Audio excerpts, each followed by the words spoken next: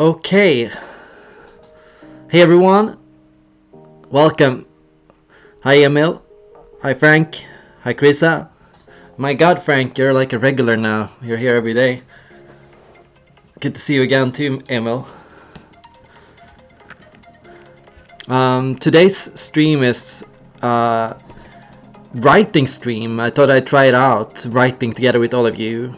And I will show you what I'm working on, and I will show you what I'm currently trying to make happen, what I'm researching and thinking about, and yeah, we'll go through things and we can discuss it all together and talk about, in particular, the book, The Hero Code. The book is about 150 pages right now, and I am currently working on the third draft. And I was drafting it in three parts because first I started writing about the dichotomies, introversion, extroversion. And then I started working on the cognitive functions and how we think and process information. And then I have begun moving forward towards subtype theory and towards talking about what happens when you access different cognitive functions and what purpose different functions serve in you. You might have noticed that yesterday I uploaded a video. Well, funny thing about that video, the reason I took it down was because I uploaded the wrong video. I did that video and then I cut it and then I started over and I made a 17-minute video on the subtypes, on the red, green, yellow, and blue. And yeah, the first one was terrible, and I was like, oh god, you should not see this. I have a much better video coming. It will be out tomorrow, and it will talk about red, green, yellow, and blue subtypes. And an important clarification, in my first subtype theory, when I talked about the yellow and the red subtypes, I said that a person that is very intuitive or that is very high in sensing is going to appear more influential. But that is wrong. I borrowed this from Disc, and I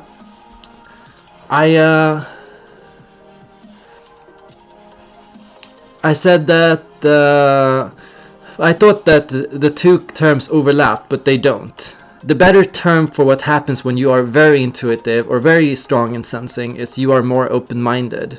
The more in touch you are with your sensing or intuitive functions, the more open-minded you are. So the openness dichotomy in the Big Five is correlated with how strong your intuition or sensing is, where the conscientious dichotomy in the Big Five is correlated with how strong your feeling or thinking functions are. So when you know about that, you know about how the Big Five overlaps with MBTI. So let's get started. Simple. I've been writing this book. It starts with a long introduction where I talk about my work together with Christian Johansson at New Jungian Typology. I talk about my work together with Auburn at Cognitive Type. I talk about my studies of the different Myers-Briggs personality groups. And I talk about some psychologists that I find to be influential on my thoughts. And then I start talking about the question of the heart, of the matter, really, personality psychology. I talk about how what personality means to me, and I mentioned that personality to me, that is how we reach flow.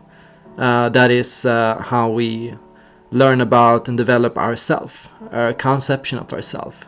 And our personality represents the things about us that we enjoy, the things we find motivating, the things we find interesting, the things that we find to be important, the things that we take a long time working on, the things that we want to make sure are done well, the things that we value, the things that we think are important, the things we think are right and wrong. So when you know about your personality, what you're really exploring is what you love and what you enjoy. So the purpose of the study of psychology is really just all about that, to rediscover what it is you love. And I think a lot of us are lost from that. We don't think about what we love. We think about what we're good at. We don't think about what we want to do or what we find important. We think sometimes too much about what other people value and what other people find important. So it's all about getting back in touch with that and helping yourself find the right career, helping yourself find a way to succeed in your career, helping yourself find good and healthy relationships that can bring up the right things in you. Of course, I touch a lot upon the Myers-Briggs type indicator, and I talk about how neo-Jungian typology is different from the Myers-Briggs type indicator. I mention how what Isabella Briggs did was essentially to invent new dichotomies. Her definitions of judging and perceiving did not overlap with Carl Jung's thoughts on it. What she talks about as judging and perceiving, as in terms of how organized you are, was not included in Carl Jung's works, and that's her reinterpretation of discernment and perception, but she essentially creates a new dichotomy. So that's what MTI does. Sometimes people say Carl Jung is the only one that has it's Carl Jung's theory, and that's true to some extent. She lands on that, but she also adds her own to it, and that's probably why the Myers-Briggs type indicator got successful to begin with. If it had just been a rehash of the Carl Jung's cognitive function theories, it wouldn't have served the purpose it did. And the purpose she wanted the Myers-Briggs type indicator to have was to quickly categorize and label people to get them into the right workplace.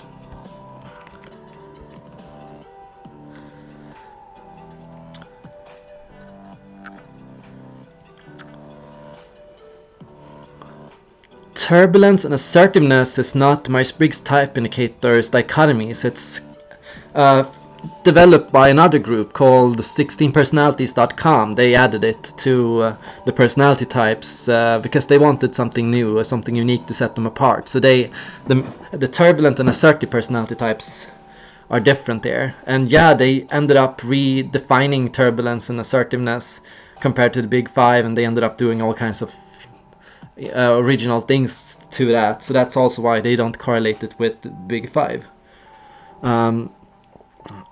I also talk about neuroticism, and I also talk about anxiety and those states.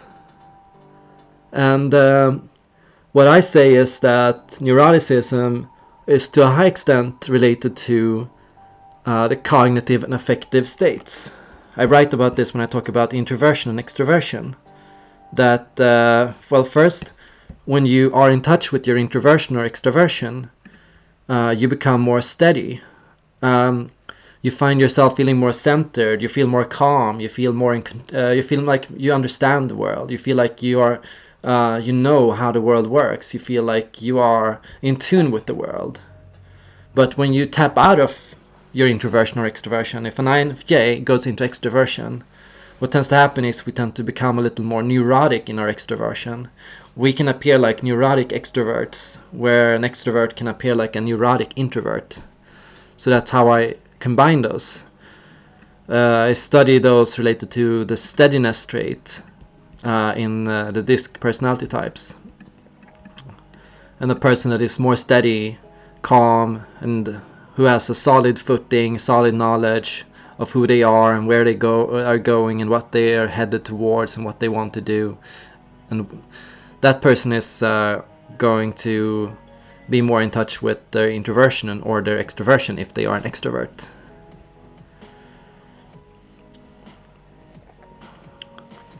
I talk about, when I write about introversion and extroversion, that introversion is not just the inner world, but it is the desire to communicate the inner world and to share it with other people, and that the inner world always wants to manifest itself in reality. We want to, when we have a map of the world and how the world works, we also have an idea of how the world should work, and the introverts tend to have strong opinions on how the world should work in practice. And as an ISTJ, you might find yourself wanting to make sure that things happen in a certain way, and you want to make sure that life lessons that you have learned and that you have taught yourself are respected and acknowledged, and that people act in knowledge of and respect with these lessons.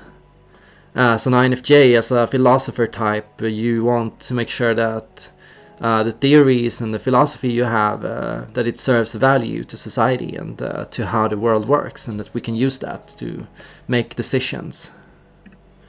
Go into extroversion. How does a person go into extroversion, Emil asks. Well, what you do is you start acting more quickly, you start taking in and studying your environment, you start looking at the people around you, thinking about who they are, what they're doing, you start noticing changes and patterns in your environment, and you start processing on and thinking about these patterns. Why is that person there? Why are they doing that? What is the reason behind that? You might start sharing this information with other people. You might say to other people, hey, that person is doing that right now, and hey, that thing is happening over there, and then you might share the information you're seeing as you see it. Hey, did you guys see this happening over here? You talk about the things around you, and you talk about what you see and what you observe as you experience it. Extroversion is also a lot about sharing information, as well as processing information and thinking about what you think about what other people do. Yeah, interacting with the external world, processing the external world. When an extrovert goes into introversion, what they do is they pretty much start reflecting on what they've experienced. What have I seen? What have I learned? What have I observed? And what does it mean? Why did a person act the way they did? Why did this happen? Why did we do all of this? Why am I living this life? How did I get here? What was it I did to get myself into this situation? You start thinking about all the choices you made. You start thinking about the inner workings of things. What are the parts of this iPhone? What is inside it? How does it work? What can I learn about it?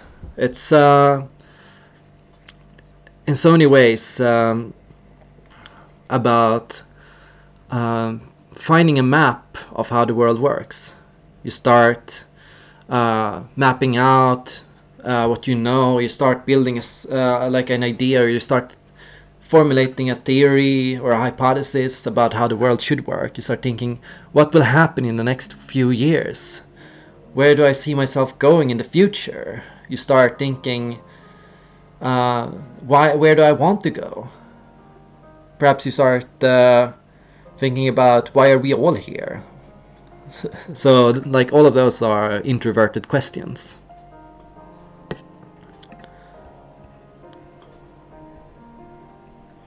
So introversion and extroversion is a lot about orientation. Extroverts tend to have a relevant response to things around them. What they talk about and what they think about is relevant to what they are observing. They see something and then they see a lot of suggestions. If you saw this, you might also be interested in that and that and that. The extrovert sees something and then they think of things related to what they are seeing. The extrovert sees something and then they share or think about something that is relevant to the situation. The introvert is a little different in the sense that the introvert goes into their map and they think about what I want to see, and then the introvert starts looking in their environment for things that are related to what they want to see. I want the world to go in this way, so what can I do to make it go in that way? I want this to happen, or this has happened in the past and this is who I am and this is who I want to be, so what can I do to remain true to myself and to honor who I've learned I am.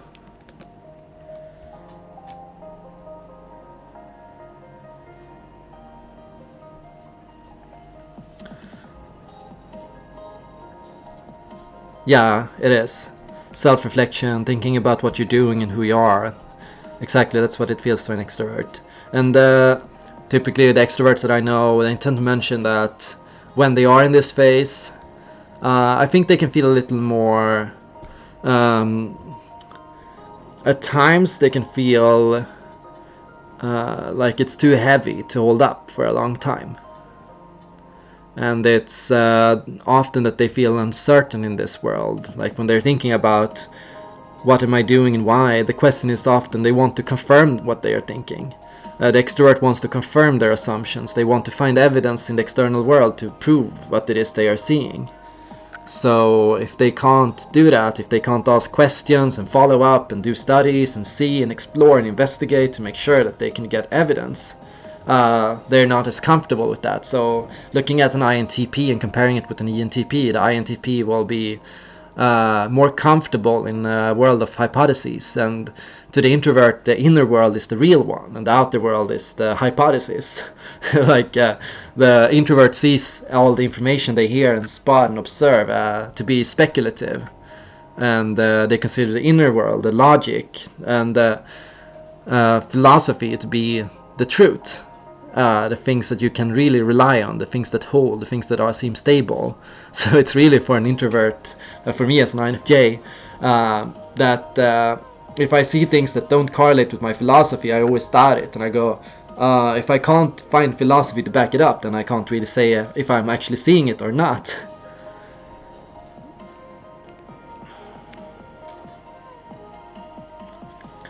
Well, first Emil is asking about his ENFP friend who is creative and who makes a lot of puns and loves art and aesthetics.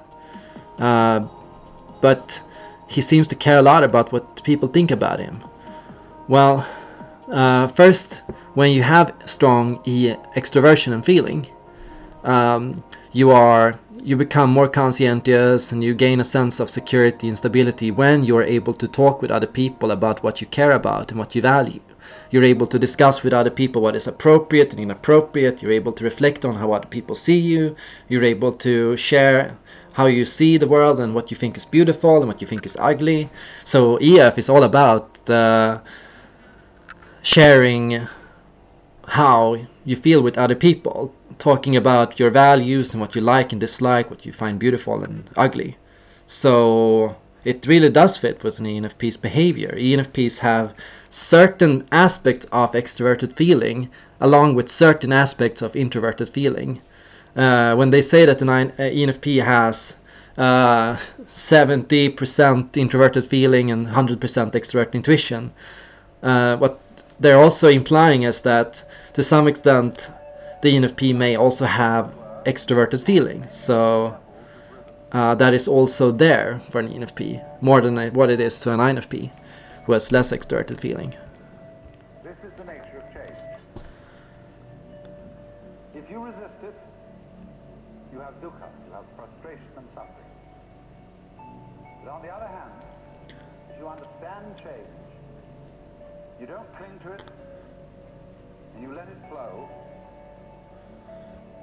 then it's no problem. It becomes positively beautiful, which is why in poetry, the theme of the evanescence of the world is beautiful.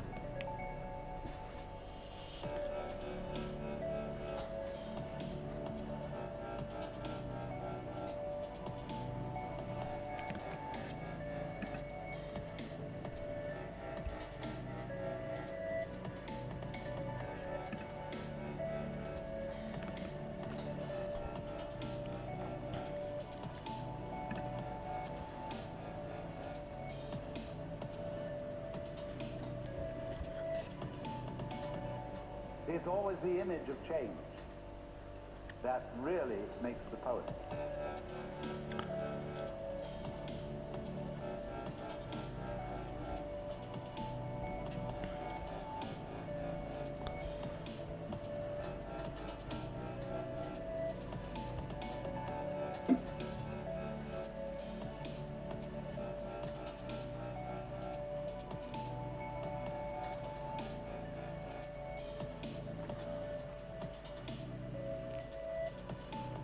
Let's see here. Japanese have a word, yuki,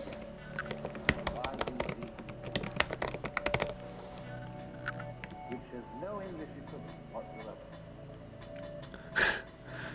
Yeah, we got some Alan Watson here. Is in a way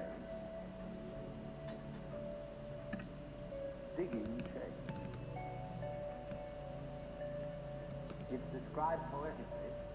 You have the feeling as you get when you see out in distant water some ship sitting behind a far-off island. You have the feeling as you get when you watch wild geese suddenly seen and then lost in the clouds.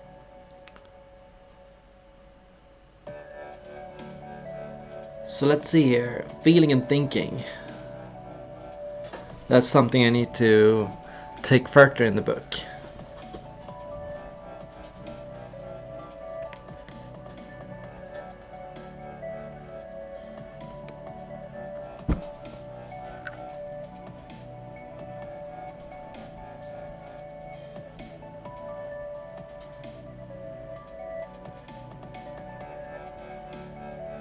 When I talk about intuitives and the fact that intuitives are often highly sensitive, well, it's that when you are highly sensitive, typically the imagination is a good way to protect yourself from overwhelm. When you're engaging in a sensory environment where things are happening around you, you can always use your imagination to think of plans and to imagine things and to conceptualize and to seek out clues and to make connections and to brainstorm patterns. But and that can mean that you have one foot in the sensory world and one foot in the imaginative world. And through this, you can ignore some of the light and some of the sounds and some of the things happening around you. You can tune out for a bit, and you can decrease the overwhelmingness that sensing will have on you on its own. So when we think about it in that light, what is feeling and thinking then? What is it that makes a person a feeling type? Why does a feeling type engage so much in the storytelling network? Well, first of all, feeling and thinking is about what we find important and what we think should be done in a certain way. It is about what we value and what we think is the right thing to do.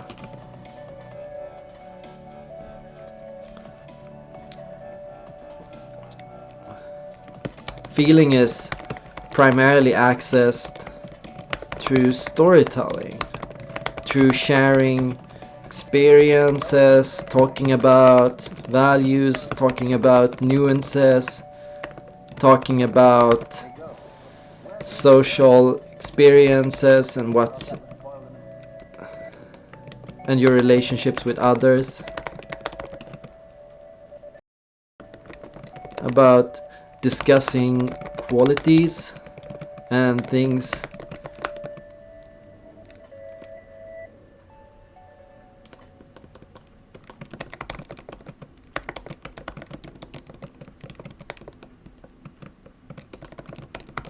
It's about discussing qualities like how the air feels and how art looks.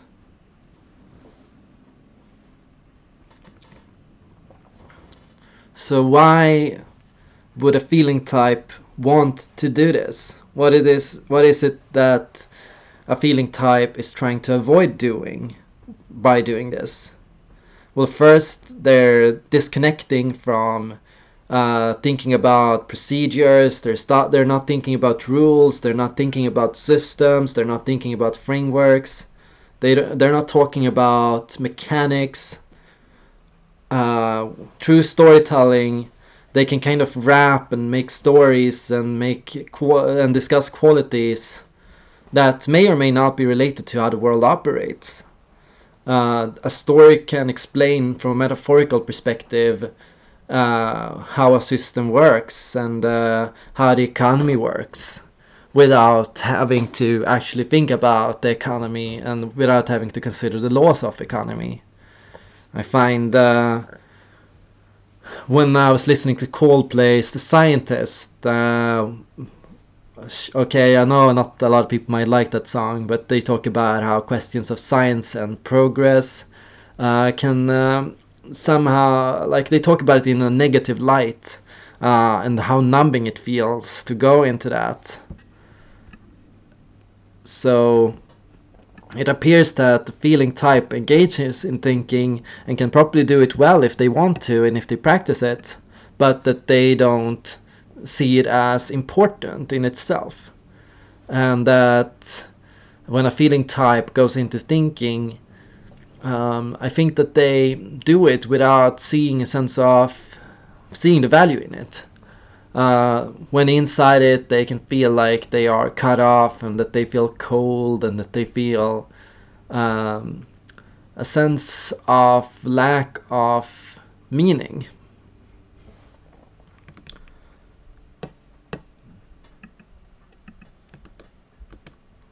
Did I go offline? Strange.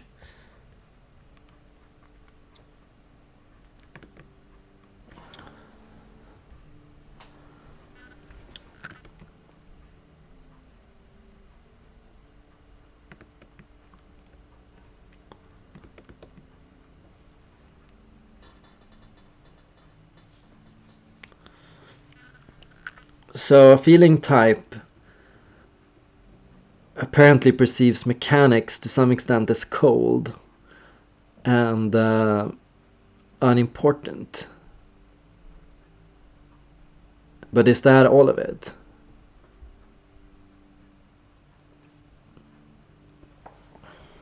Thinking is about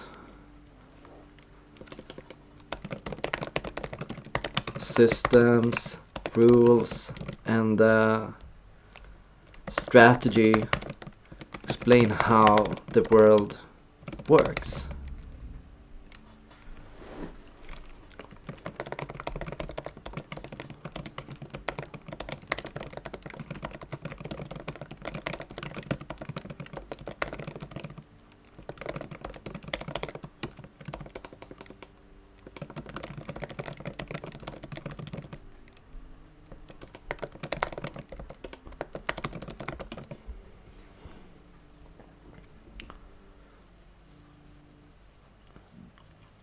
So the question I'm trying to answer here is what happens when a thinking type goes into feeling, and what happens when a feeling type goes into thinking? Well, first they become less conscientious.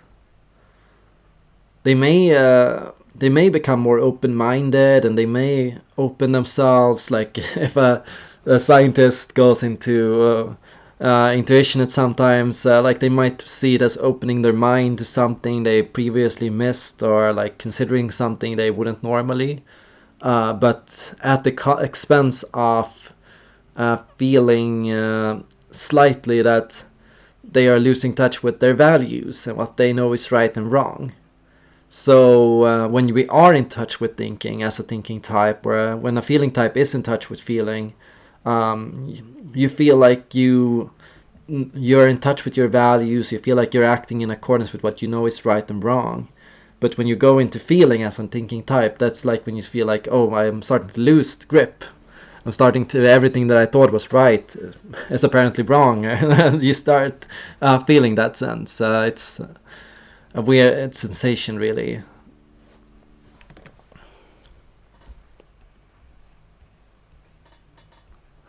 Chris, like what you can do is just think together with me and share anything you're thinking about. Emil asked, in what forms can inferior SE show itself except for overindulgence? Well, first, extroverted sensing has no relationship to pleasure seeking or hedonism. So when an INFJ is being hedonistic and enjoying good foods and the good things life has to offer, they may still not be using sensing all that much, and they can still get a sense of gratification and pleasure from ideas and from the imagination. So pleasure is outside of sensing and intuitive dichotomies.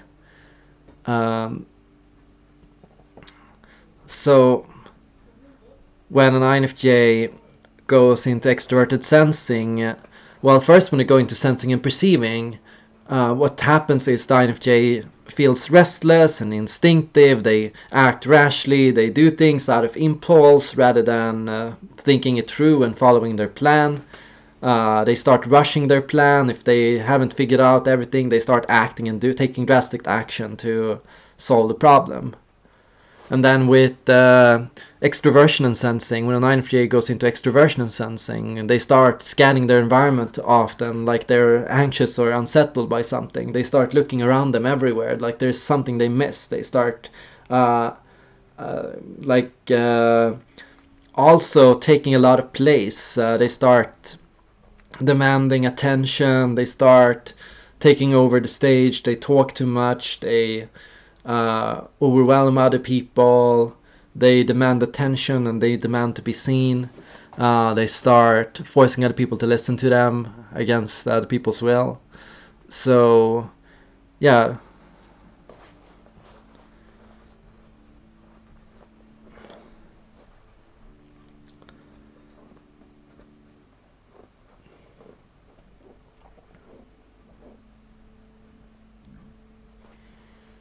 What Frank said is when he is in extroverted feeling mode, he starts reading people and their problems and how to fix them.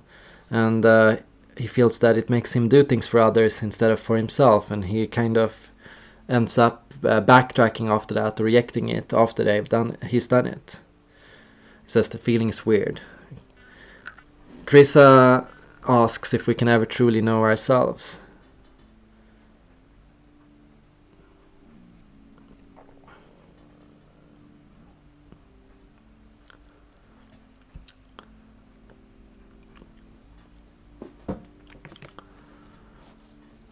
I think if you're looking for full knowledge of yourself, well, that's going to be impossible because you're always changing and you're always learning new things, and the you are today will be different a minute after this. So, well, if you want to know everything and if you want to understand everything, well, that's going to be impossible. And there's always going to be exceptions and things we miss. But you can know yourself better.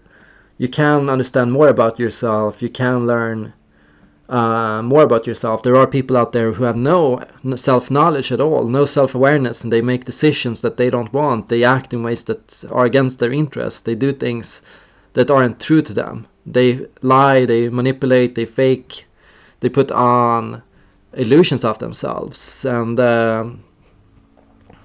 then there are people who have a high self-awareness, and they are able to make decisions that will make them happier. They are able to take actions that are more true to themselves. They are able to be more vulnerable. They're able to show more of themselves to other people.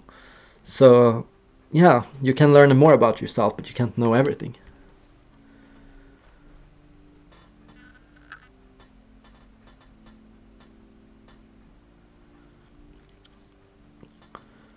Spirituality, meditation, and mindfulness.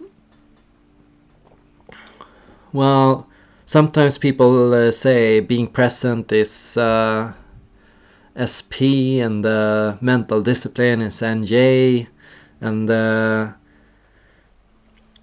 meditation, maybe that's IN. It's people. I see people talking about this a lot.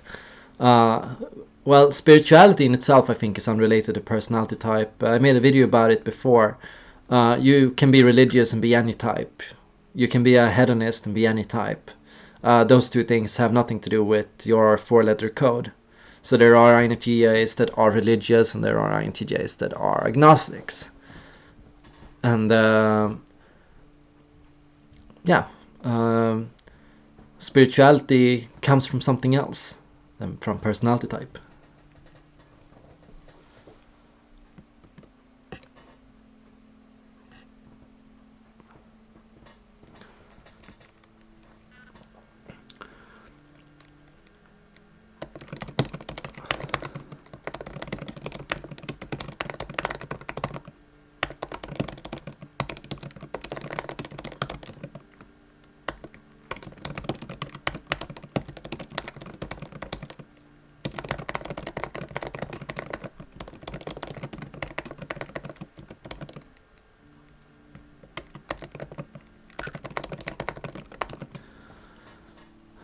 To some extent, this is done to make the thinking type feel good about themselves. We all act to feel like we are doing the right thing, that we're being smart, that we're acting in the right way.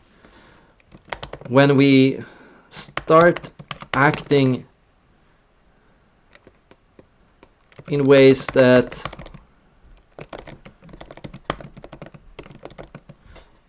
are unrelated to our values, we feel irrational. We feel like being stupid. That we are making decisions that are going to have consequences.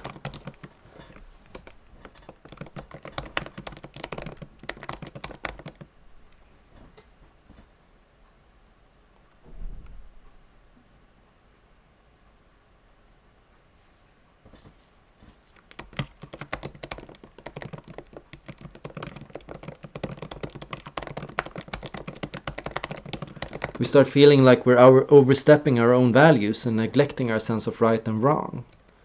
So a thinking type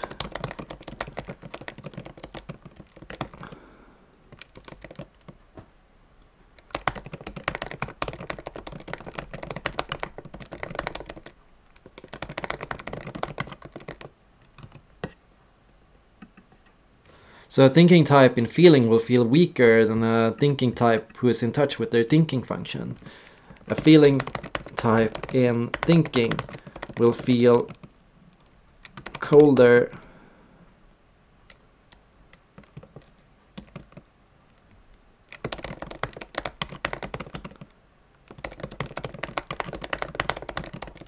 A feeling type in thinking will feel colder and more robotic than a person in touch with their feeling.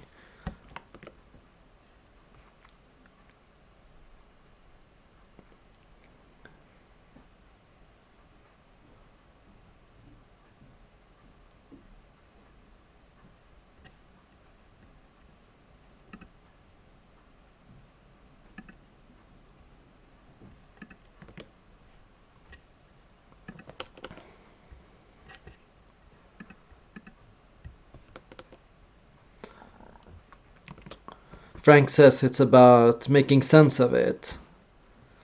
And I'm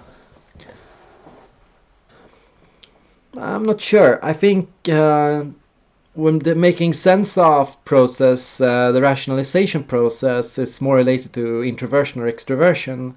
But I think you're right that I'm not using exactly the right word here either.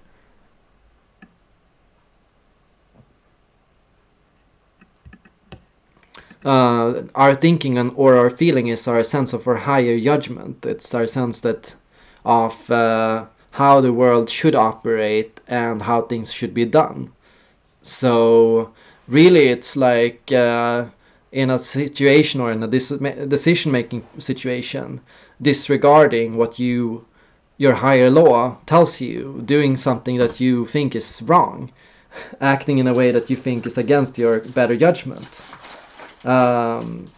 That's what it's like to lose touch with your thinking or feeling function. You lose sense of your higher judgment.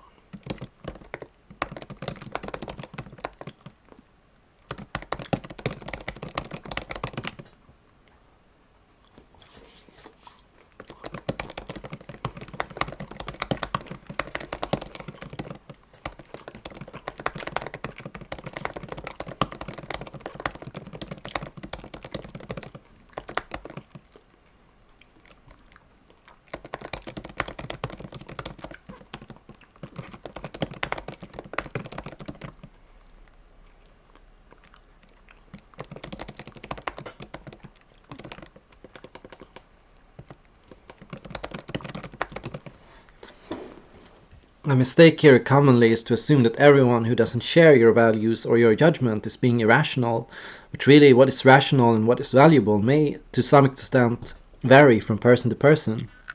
It can depend on your specific attitudes and what rules you personally think are the best for the system, and it can depend on your type-determined overall value of the system or of an ideology.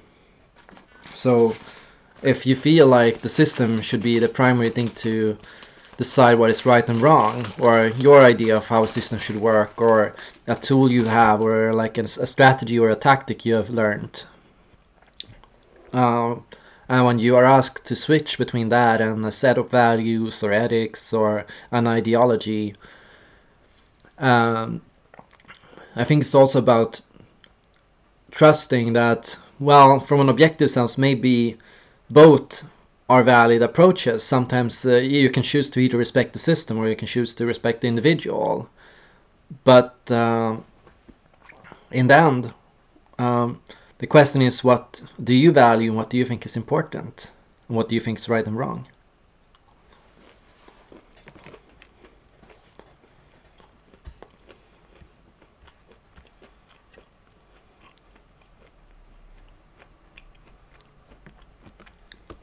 Yes, I should definitely remove the stream starting shortly.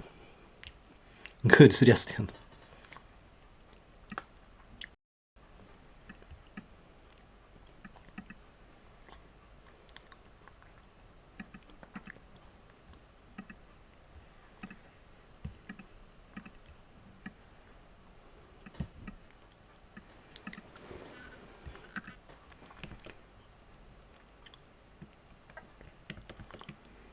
Yeah,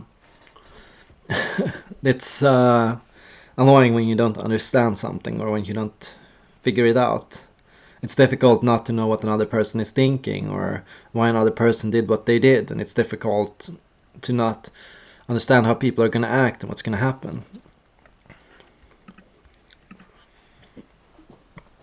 I think, yeah, as a person with loose sense of morals will have weaker thinking or feeling. The stronger your sense of morals, I think the more conscientious you are. Exactly. But a person with loose morals might be more open-minded. That's also a possibility.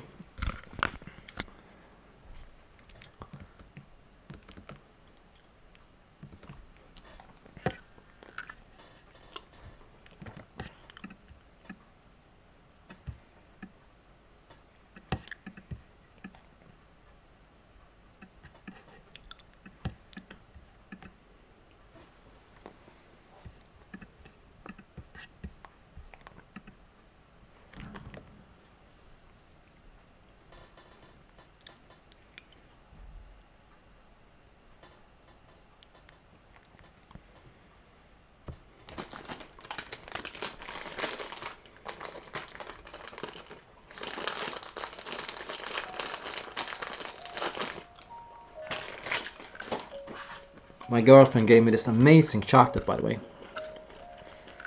Organic raw chocolate. Almond mulberry.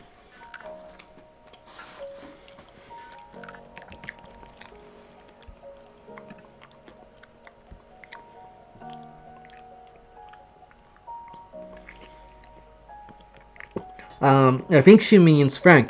Frank says you can't lose morals. Then it's more about revenge, and then it's still about what you think is justified. And yeah, he's right about that. But I think what Sierran means is that when you have loose morals, like when you have vague morals, like when you're not actually thinking about right and wrong at all, and when you're just doing what you find fun. Um, what Frank says is right. When you have a sense of revenge, then you do have strong morals.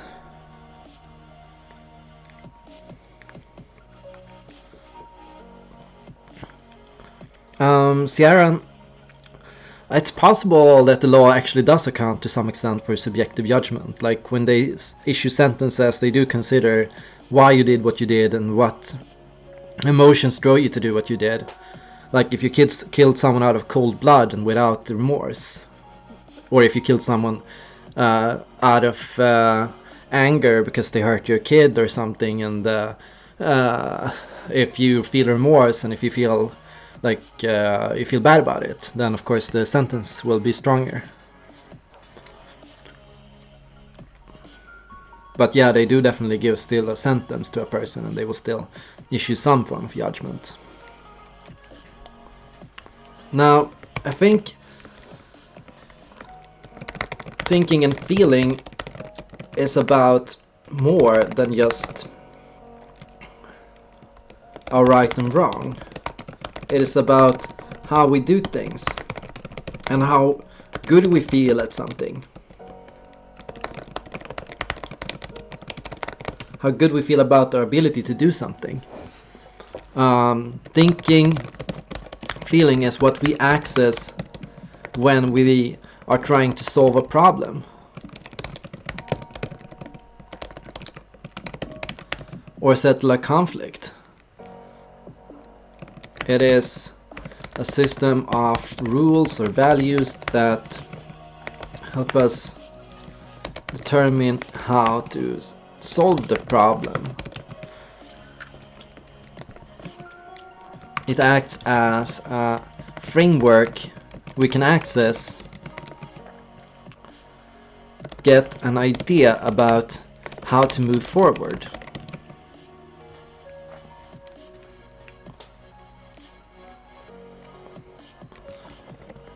So not having this framework in place make it more difficult to take action. You will feel less confident in your own ability. Perhaps you will look to other people, give you guidance.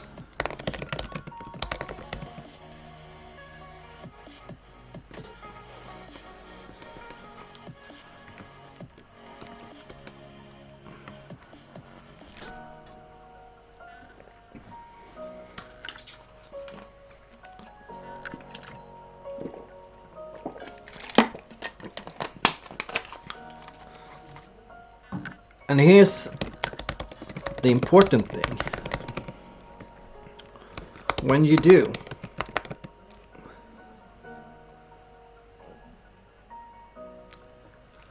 rely on extrinsic rules and external values. Values that have no place in your own judgment.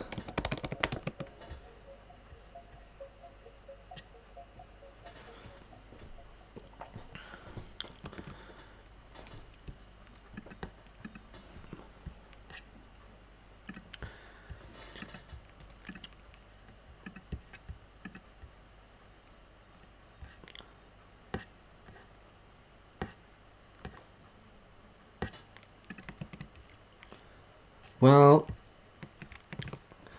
Emil asks about the book, and I do have a link up already, and for anyone who's interested in getting the drafts and who wants to start reading already. It's not finished by far, it's still got a lot of work to do, and there are new parts that I keep on wanting to add to it. But it's 150 pages, it's got a lot of info already, and yeah, just $17.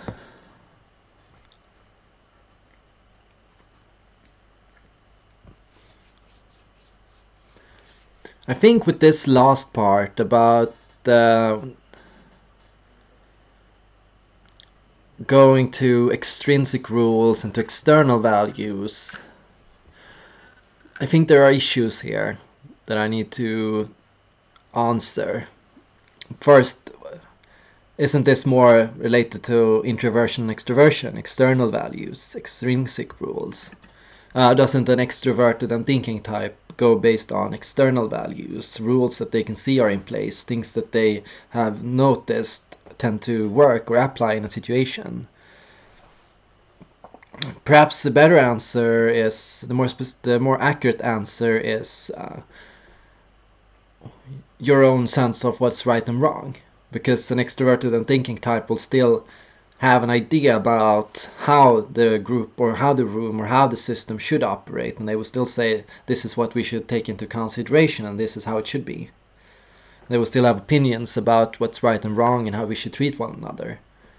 So it's more about how much you trust yourself and your own sense of knowledge on what is right and wrong, and your own knowledge on how to solve a problem. If you are a weak, extroverted and thinking type who has no idea on how to fix a light bulb that's broke or how to deal with a problem in your environment, you will look to external guidance and you want to use the process in an ideal way. So it should be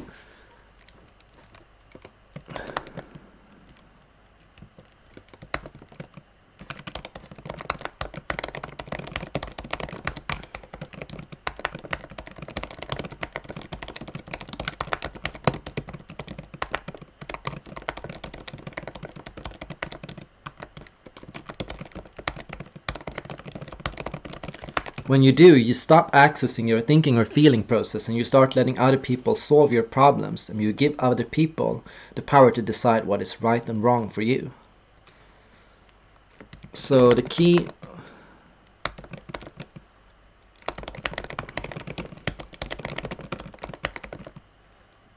is to use thinking and feeling in a way that gives you confidence in your ability to solve problems. You will want to develop a trust in your own sense of ethics.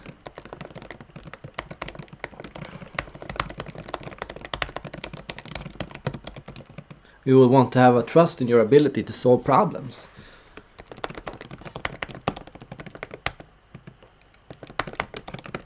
You will want to feel that you have a say in how your environment works.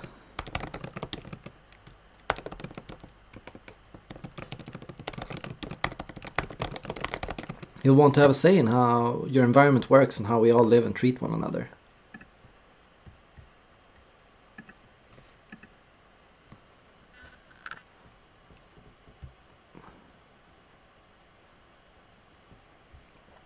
Yeah, you can break a law and then they can say, yeah, but we know you did it to save a life. You broke a window to save a dog in a car.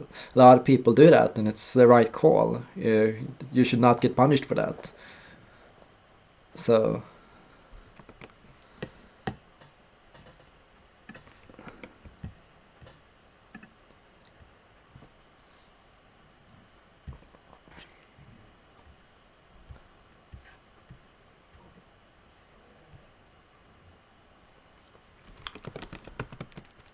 as a feeling type,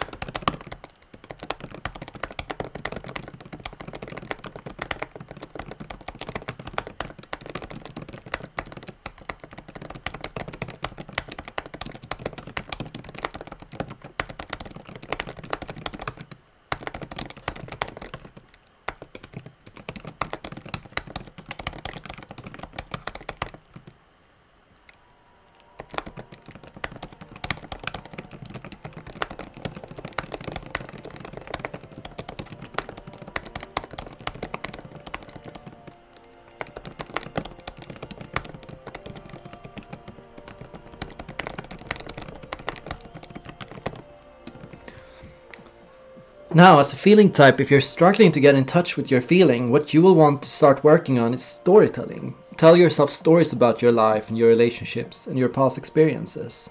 Revisit your past experiences and ask yourself how you felt about what happened.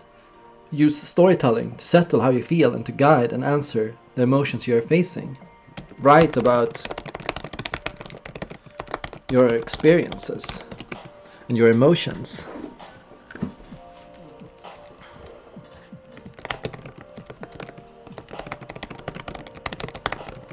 Think about what kind of relationships you want and how you want to live. Think about what kind of a person.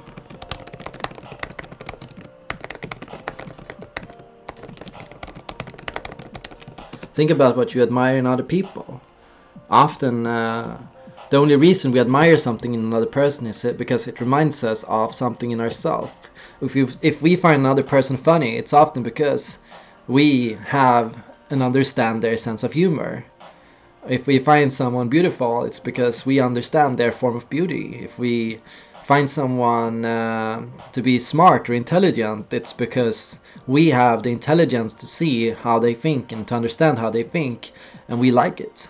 So think about what you admire in other people.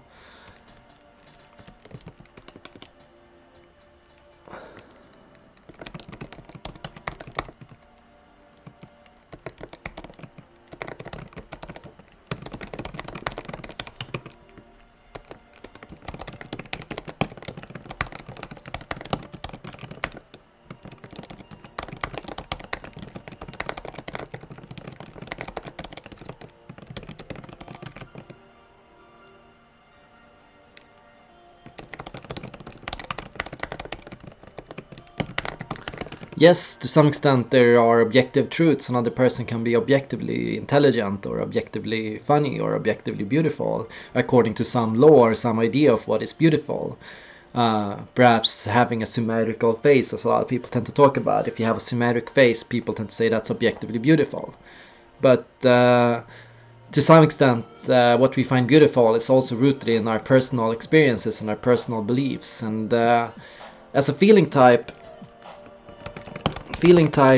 you can't help but to help but to feel, to dream, idealize, and to form personal opinions of means to be beautiful, intelligent, good looking, or intelligent.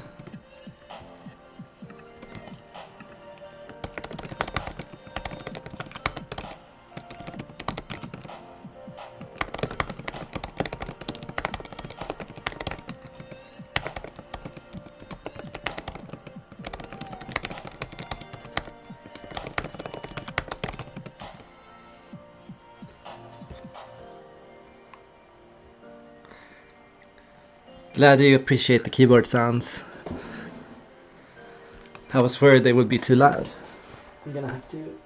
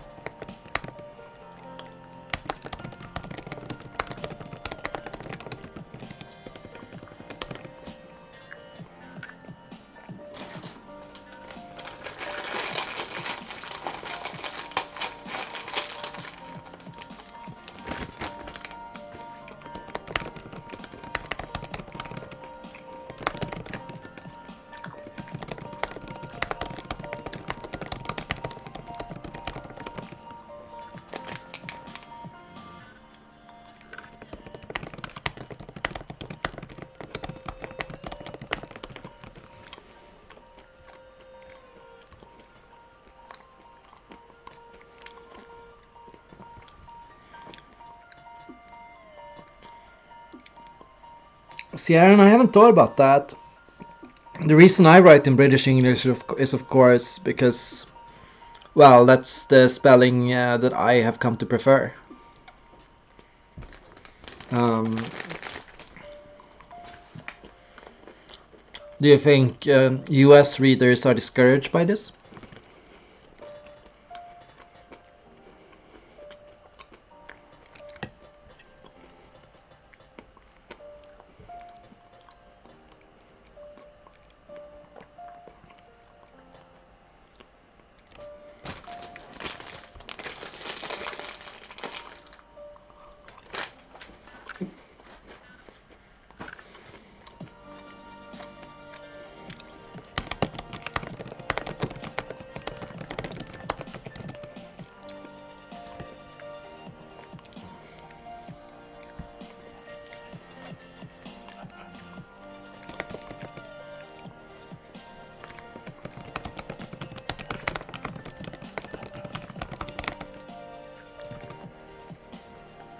As a thinking type who wants to get more in touch with their thinking, reflect on the laws in play around you. What actions have what consequences? How are laws enforced? What rules are in play in a situation? What patterns do you find in nature or how your environment works? What actions tend to give what results? Reflect on the mechanics in play and what makes a clock tick or how a car works. Frank asked me to put in that car works example. ISTJs and glasses. I actually know an ISTJ who doesn't have glasses. Actually, I don't know a lot of ISTJs with glasses.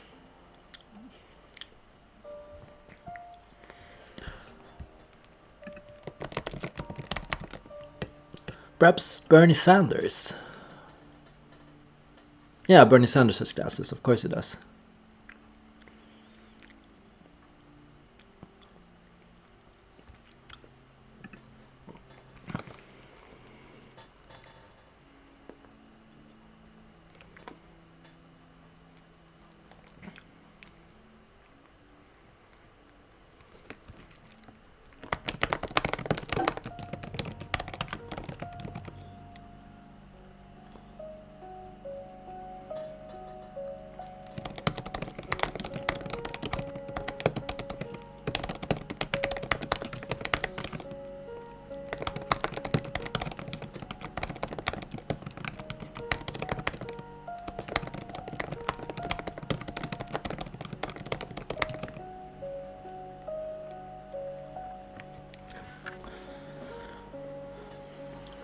Go through formulas and recipes and devise methods to solve problems more efficiently. Notice how you improve and score yourself according to what results you get from your environment.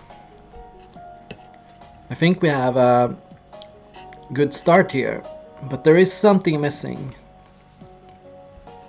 The question of why a person finds, why does a feeling type find procedures and formulas to be against what's wrong or what's right? Why does a feeling type assume that rules and systems are the wrong starting point? Why does a feeling type prefer stories and cultures and ideologies and values and things like that when thinking about the questions of right and wrong? Why does the feeling type rather go into the role or a character of a person than to focus on the objective behavior and the actions you take and the procedures and steps you take to achieve a problem?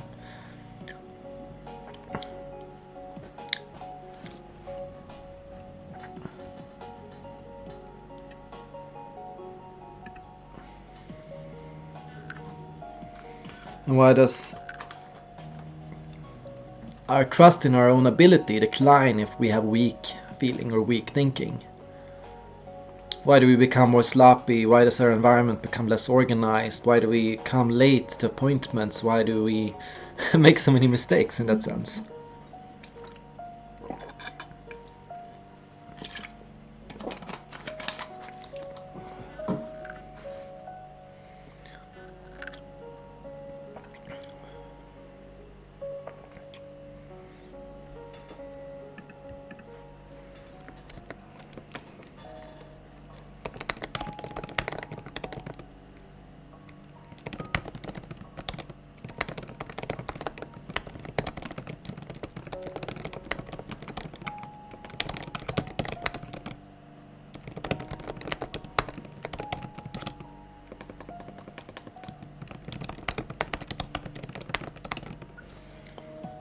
I think as a feeling type it's important to notice how thinking and rules are not going to make you stronger or more confident. Sometimes I think a feeling type will go into Enneagram type 5 or 6 or 7, one of the thinking types, and they will start working on their performance and improving themselves, and they will start fixing themselves, and they will start working on themselves and questioning themselves, and yeah. And it's a trap for the feeling type, because no matter how much they work on themselves, they won't feel strong and they won't get the sense of confidence. What will give the feeling type is finding out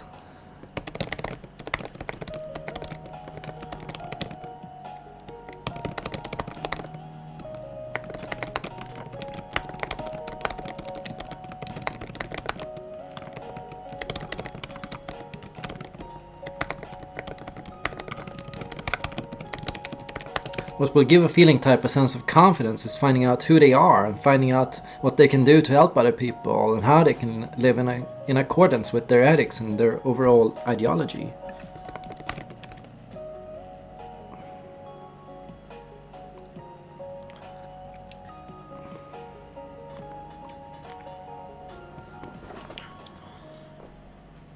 Yes, I do think Jimmy Åkesson is an INTJ. Jimmy Åkesson is one of the front figures of one of the Swedish nationalist parties.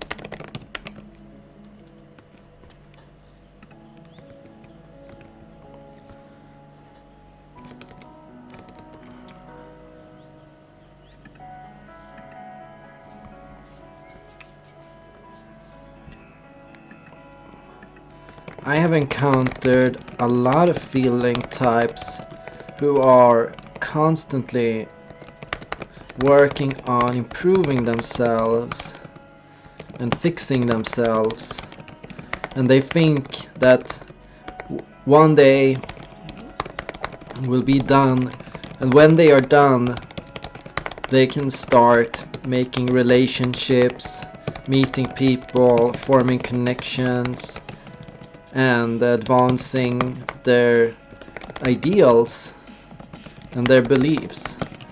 I think we tell ourselves as we go into thinking that one day I will figure it all out and then I will be able to go out and meet people and make a difference. But until then I'm not allowed to do it.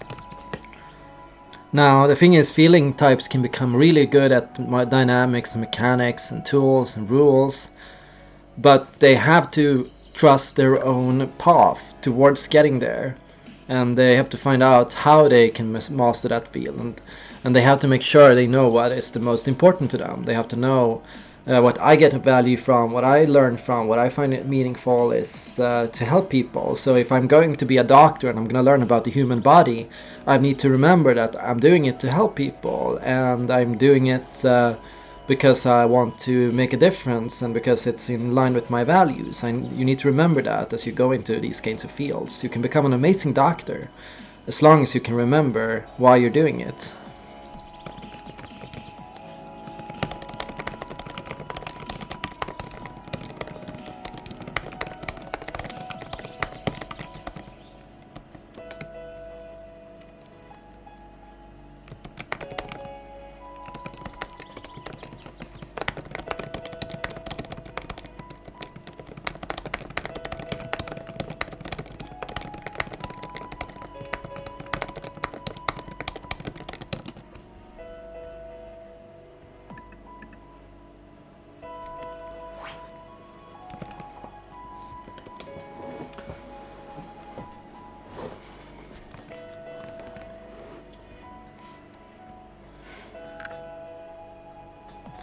Yeah, if you look at values of feeling type, typically what a feeling type will say they value is first,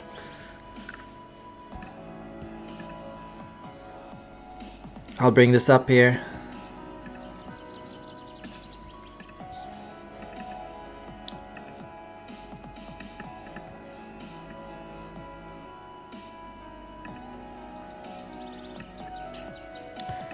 Um, This is a Schwartz value survey. People are asked to list what they find important, and there are trends here. Some people value achievement and power, and some value universalism and benevolence. Now, the feeling type will value loyalty, responsibility, having meaning in life, having true friendships, having mature love, being of help to other people, showing forgiveness to others, being honest with other people, and engaging in a spiritual life. They might say that also it's important to have peace and to have justice and to be wise. And wisdom here, I think, is not just to have knowledge or to be smart, but it is to understand. And I think that's why it's sometimes associated with feeling, because a wise feeling type understands how people work and understand how nature works and animals and what's right and wrong, and they have that sense pretty close to them. A feeling type will say they value beauty, inner harmony, protecting the environment, equality, broad-mindedness, and unity with nature. And a thinking type can say they value these things as well, but often it is something that comes as a second priority. The first priority tends to be influential, ambitious, successful, capable, intelligent, to have social recognition, respect from other people, to have wealth, authority, social power, and to have and preserve your public image.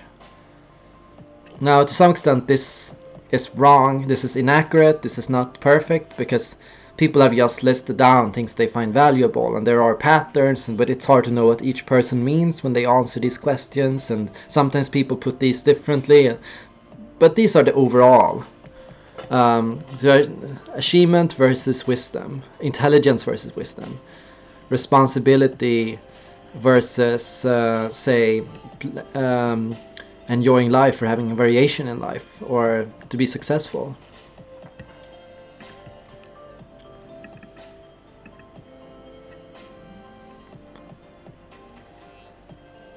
See if we can bring up pages again. Yeah.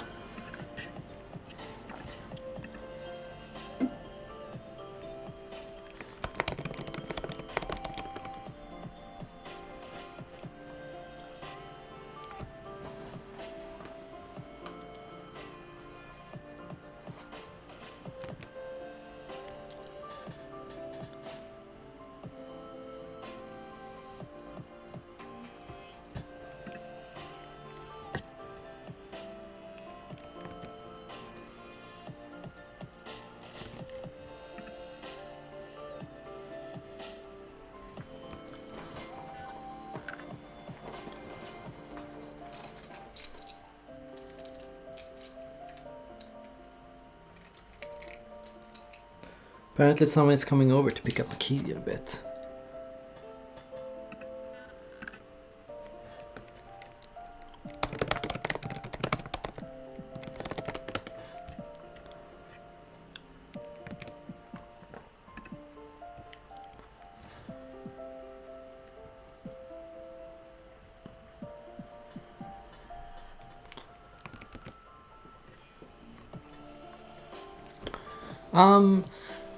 I would say the goal of all feelers is more or less the same, but sometimes certain feelers will start in different points. Now, this might mean that a person that is a feeling and judging type, like an INFJ, will to some extent value harmony over something such as authenticity first. But an INFJ will still value and will still need to want to be honest and will still feel that it is important to be honest And when they are forced to value or put harmony over honesty, they will feel bad about this. And ideally, they will be vulnerable and they will tell people the truth. That's the ideal, if you're able to have that sense of a broad self-expression. But sometimes if you get stuck in your ego, or if you go into a self-protection loop, that's when an INFJ can be inauthentic and can put harmony above authenticity. And an INFP is the reverse, of course. They can value harmony and want to be accepted by other people and want to have harmony with other people and don't want to cause conflict and feel bad when they do. So ideally, you will want to connect these two. Typically, a person that values harmony a lot will also value honesty and authenticity a lot. You will want to have both, but it's sometimes difficult to manage and to have both at the same time.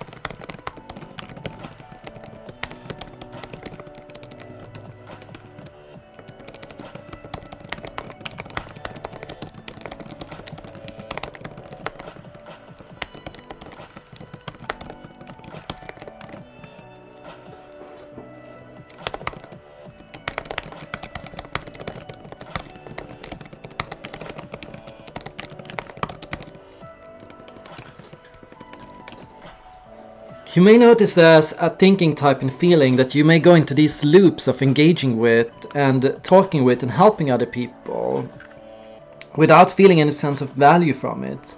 You may think that you have been able to solve the disharmony or deal with the inauthenticity you've seen, then you will be able to move forward. But it's common for thinking types to fall into feeling loops. Loops where they are constantly helping other people and thinking about stories and values and ethics, but without ever getting any results or noticing any logical change.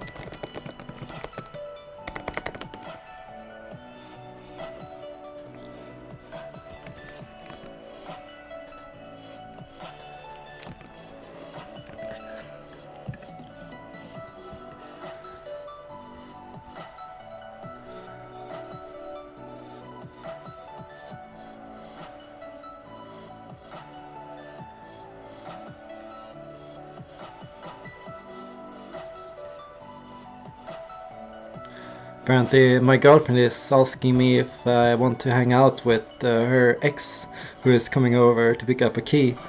And yeah.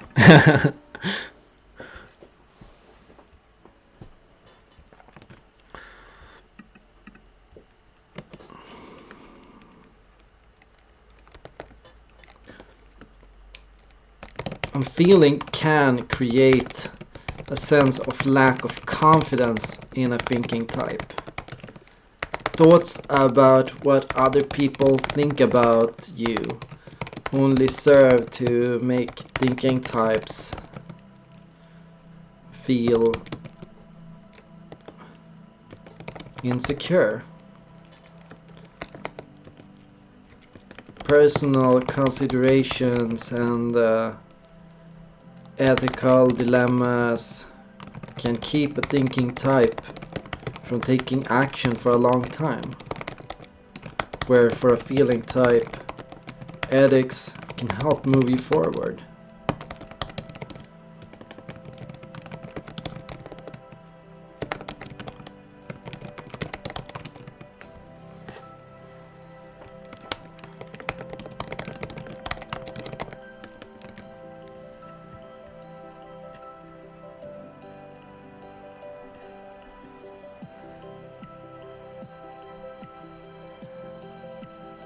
It's good, Aiden. Glad that you relate to it. And if you all want to add something to it, or question anything, or if you see any problems, let me know. Okay. Judging and perceiving.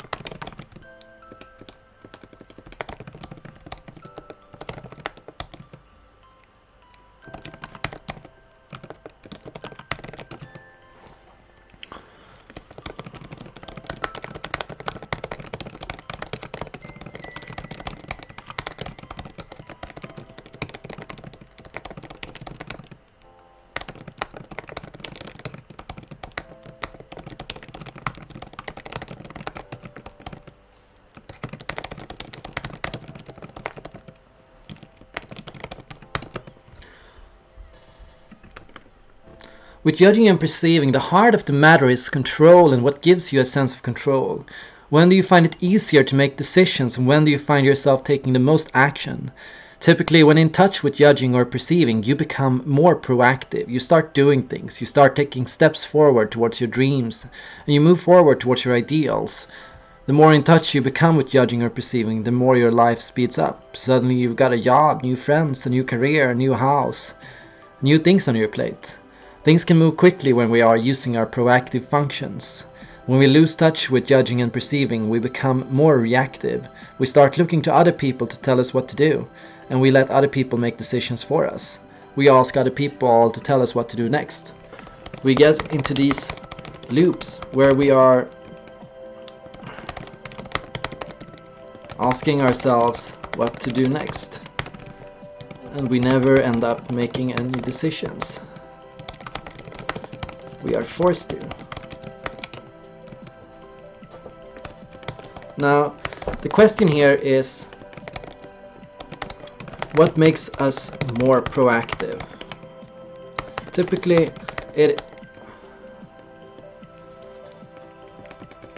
judging and perceiving types have different strategies to become more proactive.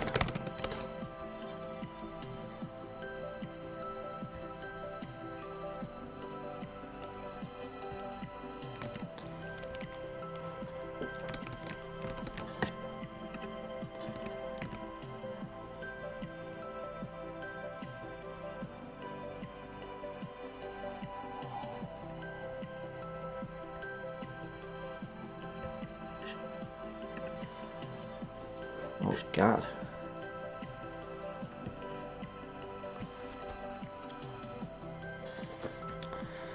They're gonna be like, the airport is gonna be stacked next week. So there are gonna be like 30 extra planes a day departing from Amsterdam to Stockholm for the next week. I'm going to Sweden on vacation this Friday. I will be away for a few weeks. I will make some videos, but I won't be able to do as much. I will go to Gothenburg and Stockholm and Uppsala. And I'll be handing in my thesis. I'll be back in Amsterdam in June.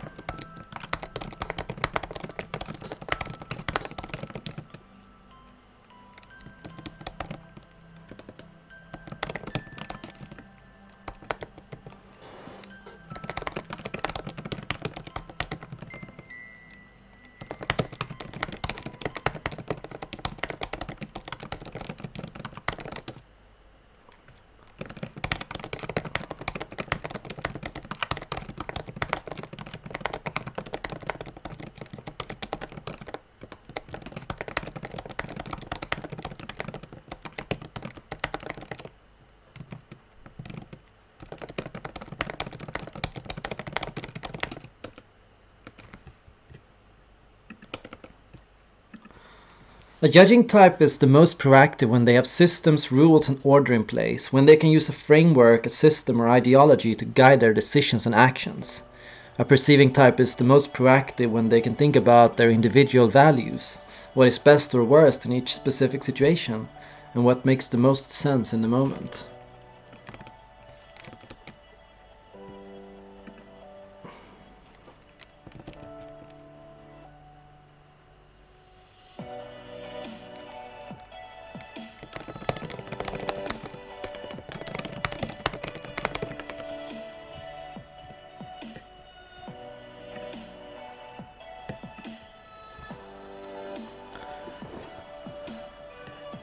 Yeah, I'm bringing my girlfriend. We're gonna meet up with my sister, and then we're gonna meet up with some friends of mine in Gothenburg, and yeah. I am studying at Uppsala University. I'm getting my master's thesis done, and my plan on working is this. I love YouTubing, but I don't see YouTubing as the only possible way to survive, so I'm also writing books, and I want to do workshops and lectures for groups and companies, and I want to do coaching and help people with various problems and issues. I want to be a part of developing new ideas, new theories, and of solving issues in rhetoric, philosophy, and in social issues and human issues.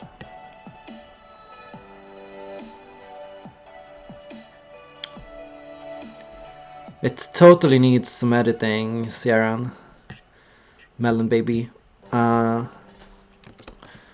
am not an editor, but I am a good creator, content creator. I've always been a blogger. I've posted thousands of blog posts, and with blogging you post and then you're done. with writing a book and getting a book published, I would like to find a publisher. We'll see what will happen.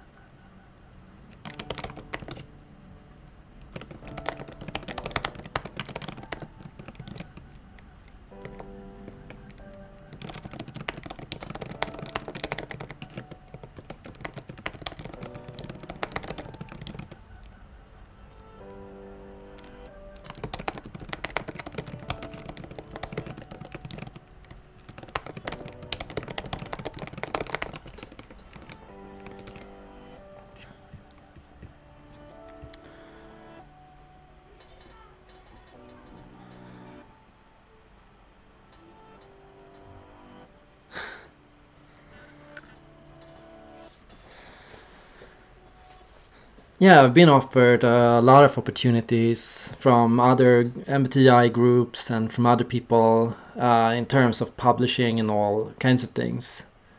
Um, but I would like to stay independent as much as possible. I like cooperating with other groups and talking with other groups and doing things together with others, but I would always like to do my own thing as much as I can.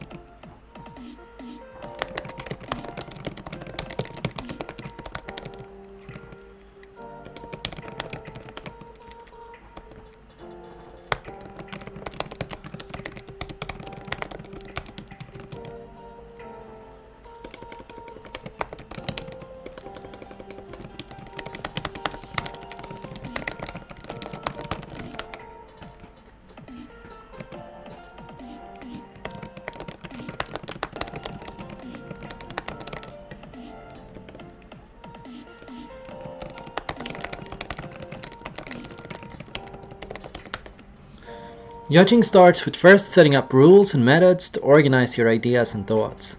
You'll want to come up with a way to think and a way to live out your day-to-day life. You may want to think about your overall ideology and how your values fit together. You may want to think about bigger picture issues such as humanity, the overall systems, and groups and concepts. Perhaps identify concepts and overall trends in how you think. Spot patterns and routines and come up with grammar or use maps and ways to organize your thoughts.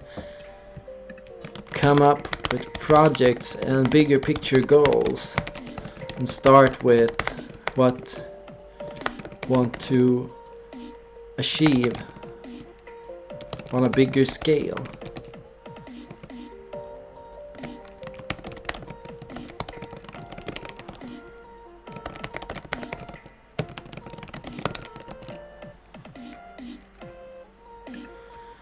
Create large-scale goals rather than small-scale goals.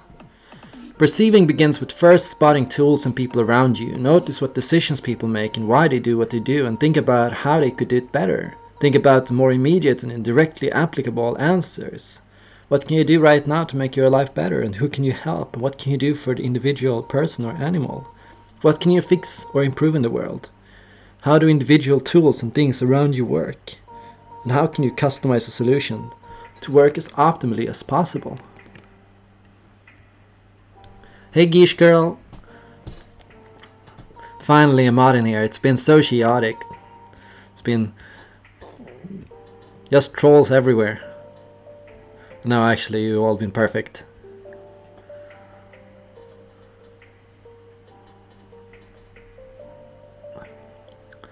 Now, typology has...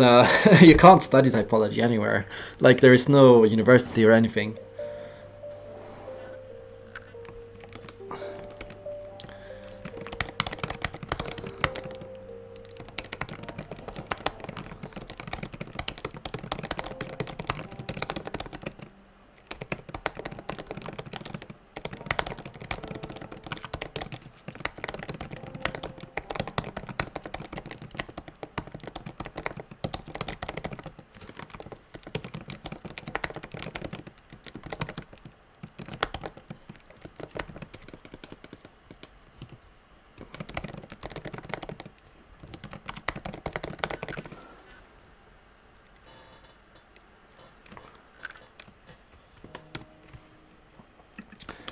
Now, this is why a feeling judging type can struggle with authenticity, I think. It's because the judging type will struggle with delivering custom-made solutions or doing or saying what's right in the specific situation. They may think of what's overall true and what they overall feel. They might feel that the person is beautiful overall, and then in the moment the person might not be beautiful, but they will still think it's beautiful. It's a bad example, but I think because the feeling judging type takes a longer time to adjust to new circumstances and new changes, and because the judging type is less flexible to new events and to changes, I think their answers are often outdated. We answer based on what we know to be true overall, and then we take a while to adjust to new information. So what we say might not be authentic in the sense that it might not be based on what's true in the moment, but it might be true to what we feel overall.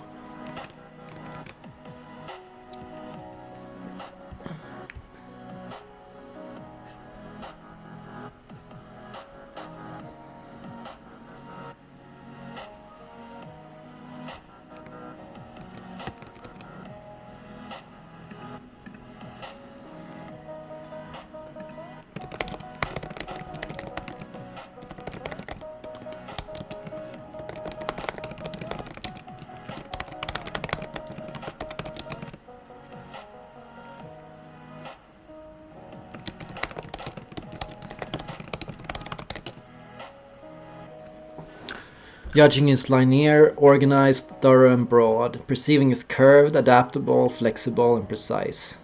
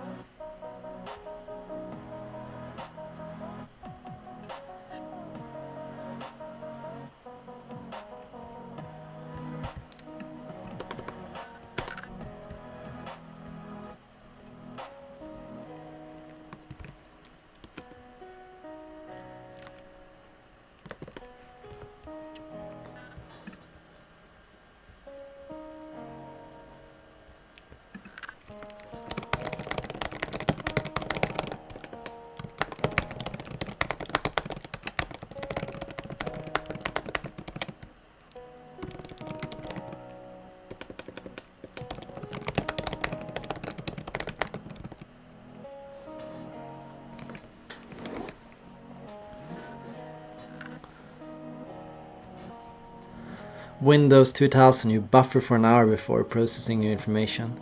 Accurate, accurate.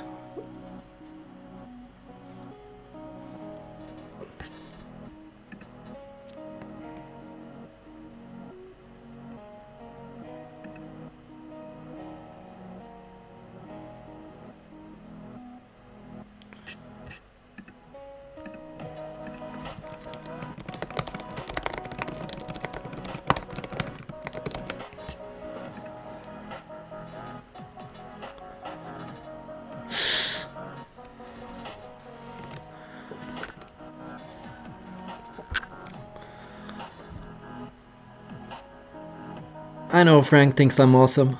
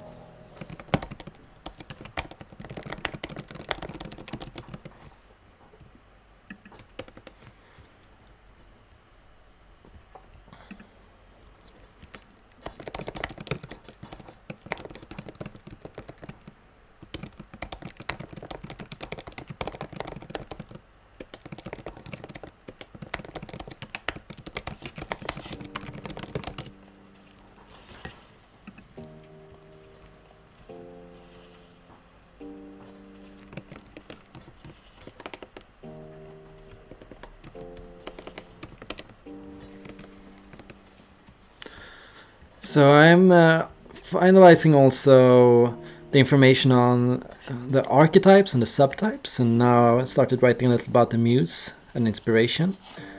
Um, Inspiration is an unusually intense experience of enthusiasm and passion, but often a feeling that is slightly beyond what we feel is comfortable. Retaining this state can require energy and pressure. We may feel overwhelmed in this state, and while it is pleasant and nice in the moment, we may feel an urge to take a break or withdraw from this momentary high. We gain inspiration from being vulnerable and through expressing parts in us that we feel less confident about and which we don't normally feel safe sharing with other people. Typically, as we want to get stronger relationships to our own inner muse, we are getting to know thoughts and things that we value that we did not know that we valued. Our mind is full of things that we find important and things that we find interesting that we discard because we don't think we're good at it or because we don't feel safe expressing it to other people. The hero mode shows us what we are at the moment, but the muse shows us the next level, what we can become, if we go into something and we make it our own.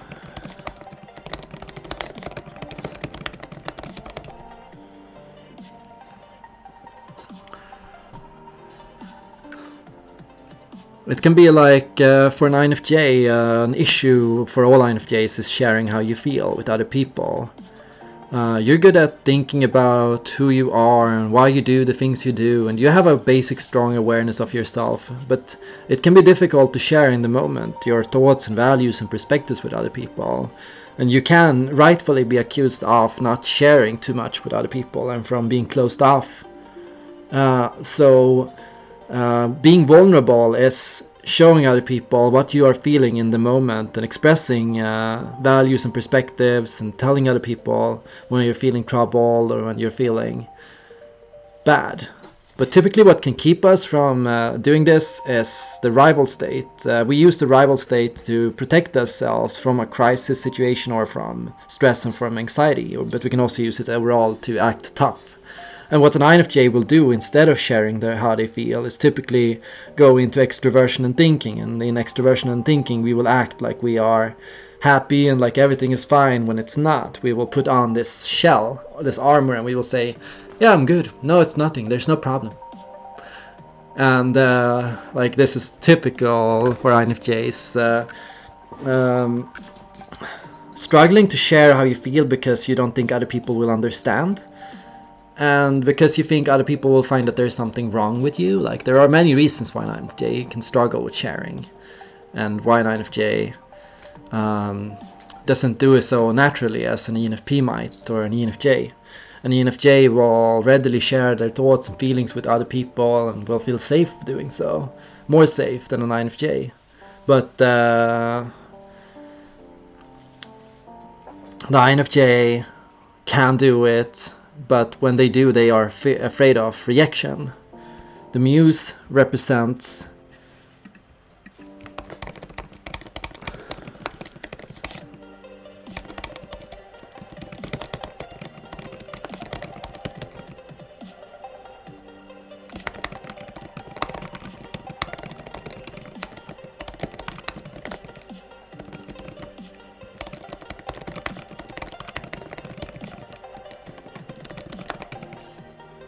the muse represents our inner repressed feminine or masculine self, what Carl Jung called anima or animus.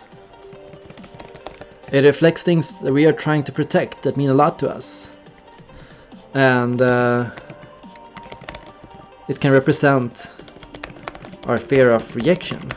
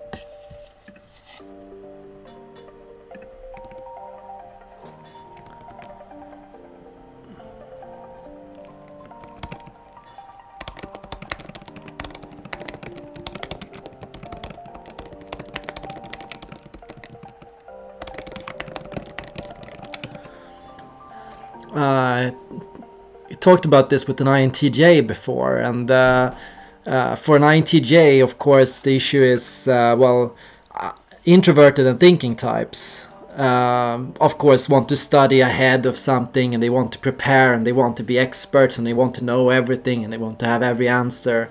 And the reason why is because they might feel uncomfortable experimenting or learning in the moment. They might feel that they're slower than other people, or that they aren't good enough at keeping up. They might feel worried that other people will judge them or say that they are bad at something unless they prepare ahead. So INTJs are constantly preparing ahead and mastering and thinking ahead so that other people won't notice how weak they are or how much they struggle in direct problem-solving situations and in situations that require you to learn and to study and to notice things as it happens. So an INTJ can keep themselves away from such situations. They will avoid situations that are outside what they know and what they think it to be true.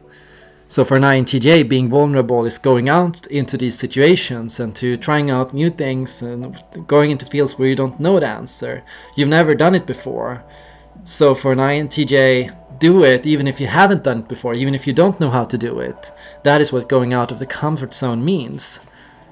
To do something that you have no experience in doing and that you might not be an expert in doing. And an INTJ, as an INTJ, you want to be seen as an expert, so that's also what keeps you from doing it. So you won't, if you're not able to do it, you won't learn anything from it. You won't get to try it out, and that means you won't get the experience, and that means you won't be able to put it into your own system or experience, and you won't be able to make it a part of your knowledge. Some things we can only learn by going into it. So INTJs like to study from a distance and to watch other people and to see how to do it and how other people do it, and then they want to figure it out. That's the ideal approach, but sometimes that's not possible. And the muse here, being vulnerable here, going into things, trying out new things, will teach an INTJ a lot. The goal, however, is to be able to do it even if other people will laugh at you, or other people think you're stupid, or other people will see you not being an expert for once. So now my camera froze. That happens sometimes. That's annoying, actually. Hey, that even looks better. Maybe I should use this camera instead. Why did I get this 1020p camera when I can get this good color, good lighting? Yeah. Oh my god, this is too much light.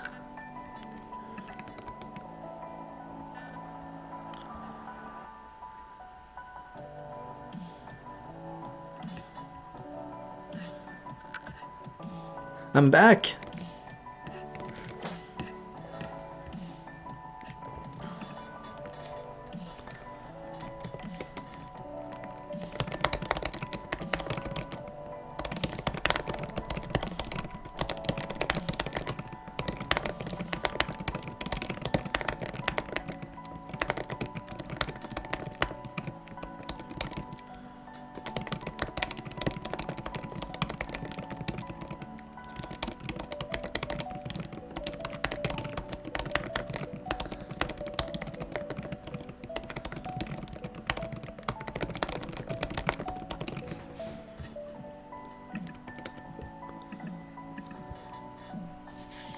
I think with the hero state, what I'm learning is, yes, the hero state is the ideal state. It's your personality type. It's who you should strive to be.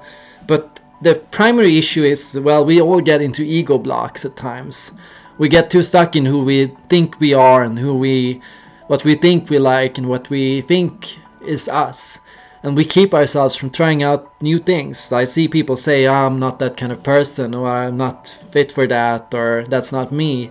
And really what I see them doing in this is they are stopping themselves from new experiences and keeping themselves from things that could really teach them a lot. So it's important to think about, am I saying that I don't like it because I actually don't like it, or because I'm afraid of it? I think a lot of people don't know the difference. We don't know the difference between what we are afraid of and what we like. And sometimes the hero state can actually just turn into a zombie state or a zombie block. And I think that's what we are when we are blocked.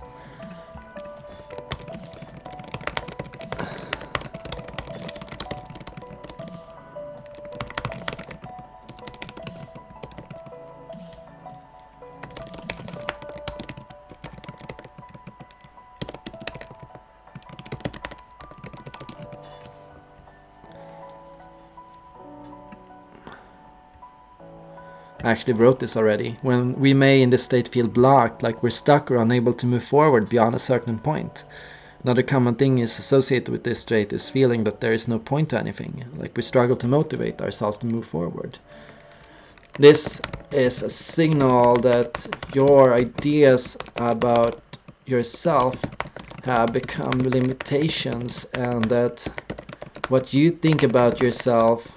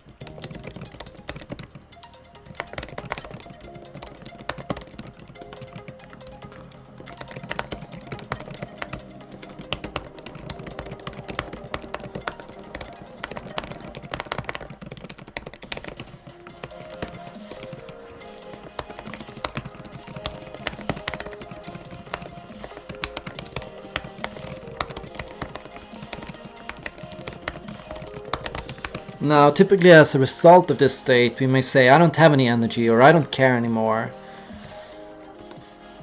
But energy is not something finite.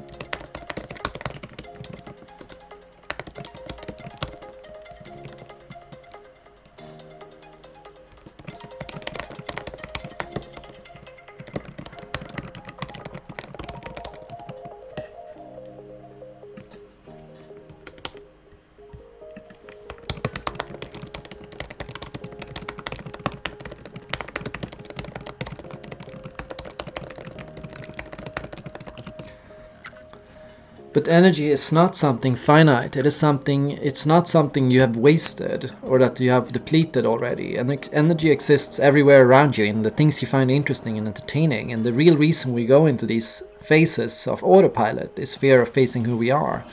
We may have experienced some kind of trauma that made us give up on a quest that was important to us. And now, every action we take, automatic. What we do, habit than out of love. Every action we take is automatic. What we do is more out of habit than out of love.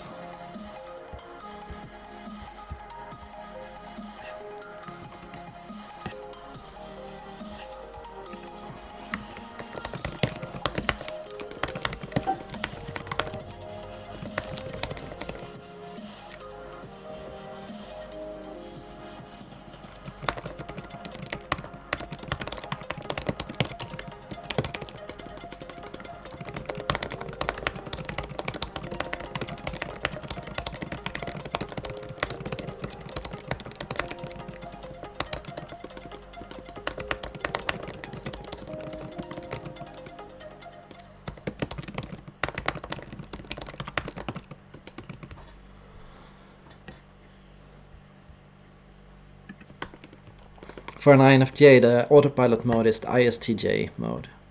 For an ENFP, the autopilot mode is ESTP.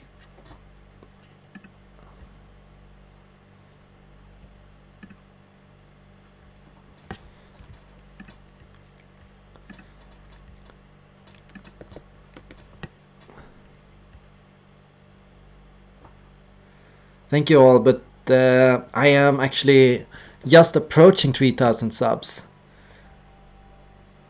I'm just a few subs away. I think I'll reach the goal today or later in the night.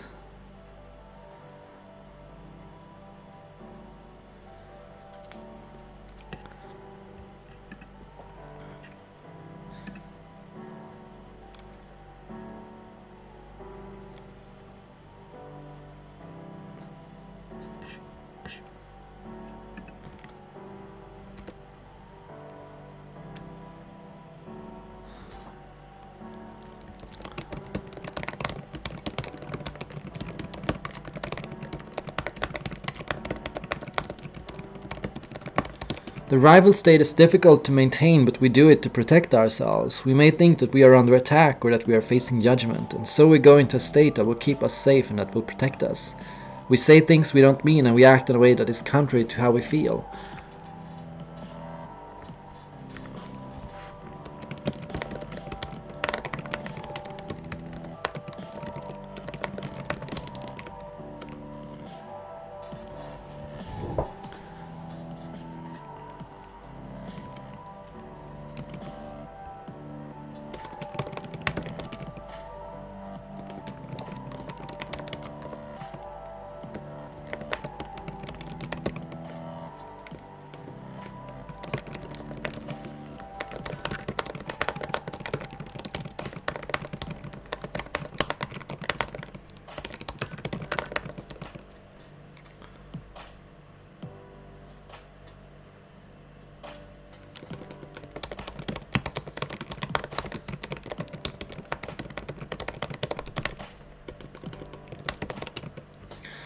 The issue with the rival mode is that we may get stuck in this role and that these defensive mechanisms only keep us from being vulnerable. If we take an INFJ who acts like there is no problem, an INFJ might keep on refining these techniques and refining these blocks and keeping themselves more and more from sharing of themselves, and they may get angry or sad or hurt and lash out instead of sharing how they really feel. And in that, it's that you struggle to, after a while, recognize what it was that brought up this lash out and what made you angry in the first place. What are you even trying to protect? After a while, I think we can find ourselves wondering, like, what was it I was even trying to protect? Who we forget about, and we estrange ourselves and other people from who we really are. So it's important to not let this state keep us from being vulnerable.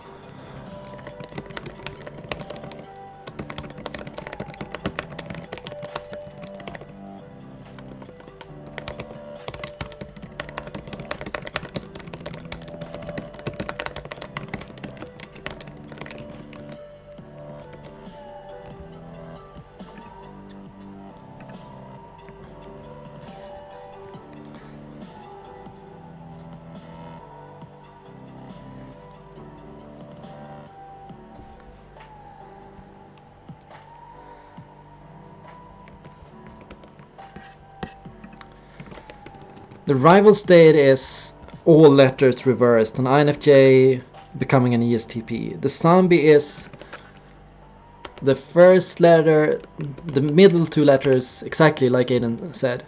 The middle two letters are reversed. The hero is everything is fine. Plus, plus, plus, plus. Everything's good. Much good.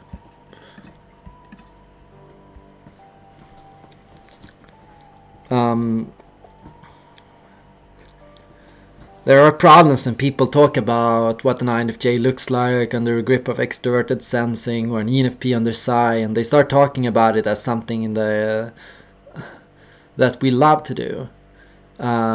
This is just not right. This is not correct. First, when people talk about sensing, people confuse sensing with pleasure and sensory enjoyment, and with hedonism and with enjoying good foods, and with enjoying the good things in life. And they start talking about that instead, or they talk about an INFJ's love for martial arts. To me, these are things an INFJ can find are native to them, that an INFJ loves in the sense in itself.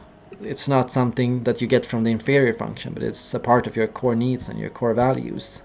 So it has nothing to do with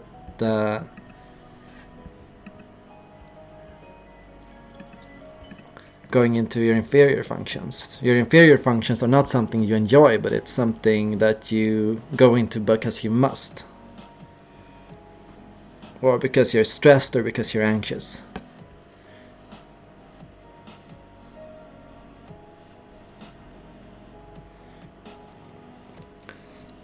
Yeah. ESFJs can be really interesting to study, and it's a common romantic partner for an INTP, especially traditionally. It's I think we are drawn to people who are our opposite type when we need protection, when we feel insecure, and when we feel like we need someone strong to protect us. What draws us to our opposite type is a desire for someone to keep us safe from the things we aren't good at or that we feel insecure about.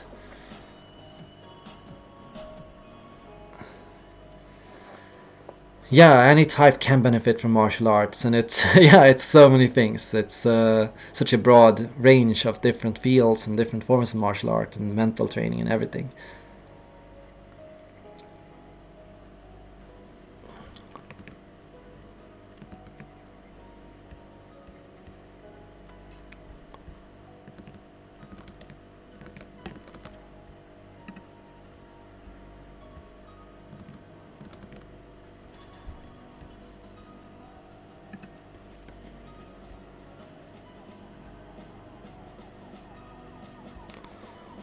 Anyways, I'm supposed to go back here.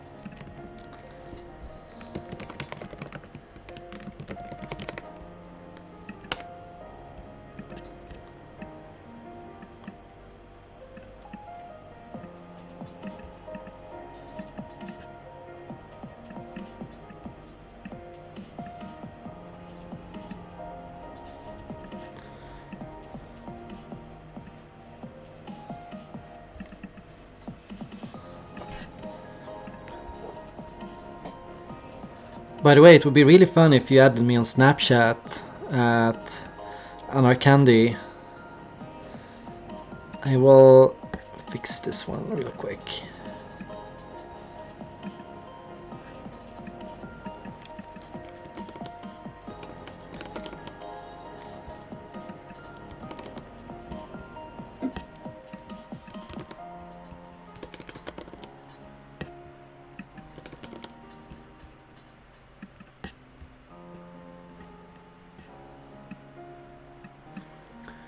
If you send me pictures on Snapchat, I can show them to stream if they're funny. Or if you want me to.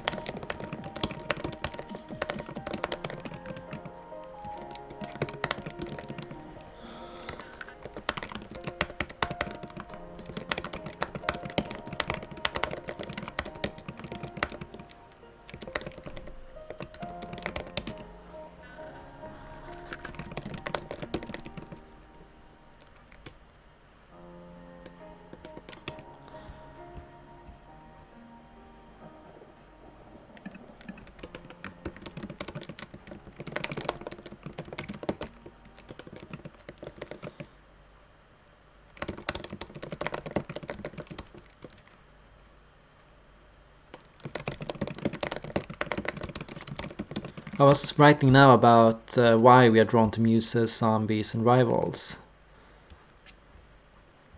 And I'm writing that we are drawn to rival characters because they can keep us safe, and because they remind us of the strong person we wish we were, in a sense. And we're drawn to muses because they remind us of things that we love and care that we have forgotten.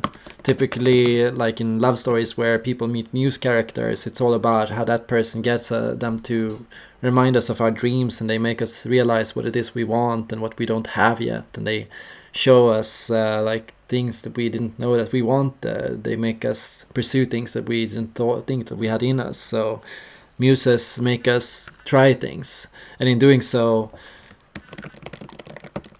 they encourage us to be vulnerable and to try our skills at something that we might fail at. on many, many levels of rhythm. We don't know if This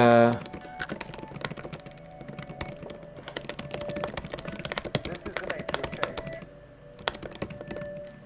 If you resist it, you have dukkha, you have frustration and suffering. But on the other hand, if you understand change, you don't cling to it, you let it flow, then it's no problem. It but becomes typically something beautiful, which is why in poetry, the theme of the evanescence of the world is used.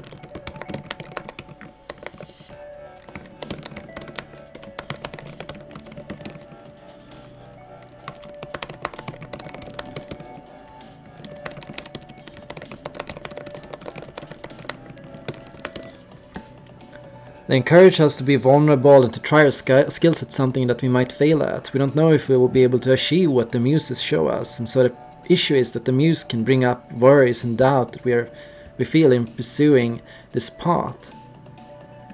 There's always the image of change. They will show us abilities we didn't know we had in us. The issue is remaining brave and continuing to believe in. Wait a second. Continuing to believe in our path and in our dream. Typically, the muse is kind of what brings us into a hero's journey. It makes us go, okay, I need to become this singer that I wish I was. I want to start singing. I want to try if I can become a successful singer. This is what the muse will make us think of, for example. Or the muse might think might get us to become actors. Or for me, my girlfriend was what got me into making videos and to doing this full time. She inspired me to do it, and she got me out of my comfort zone. And the issue is committing to and finishing this and not giving up until you're done. Eventually you will be done and you will have mastered it, and you will have become this person that they inspired you to be, and then it will become a part of who you are. Then it will be a part of your integrated hero self. It will be something you understand and something that you have made sense of from who you are, and you will have been able to integrate and learn from it and to make it a part of yourself. But you can only do this when you're finished, when you succeed in the journey. I hope it will become a physical book. Yeah, that's my goal. Audio out of sync. Why is this?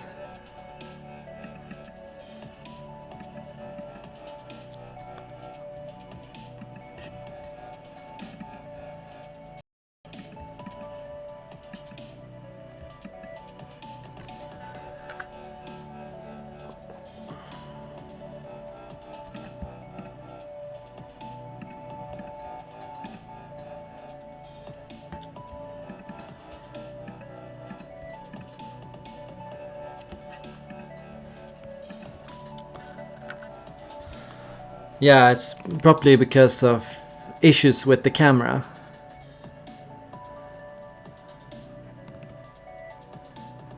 You have the feeling that you A again Godzilla movie. Oh god. look across Mount Tamalpais. You've never been to the other side. And you see the sky beyond. You don't go over there Okay, to look good and to see know. what's on the other side. That wouldn't be you, then. You let the the other side be the other side. And it evokes something in your imagination, but you don't attempt to define it, to pin it down. I won't go into these right now because, yeah. A video is coming on the subtypes tomorrow.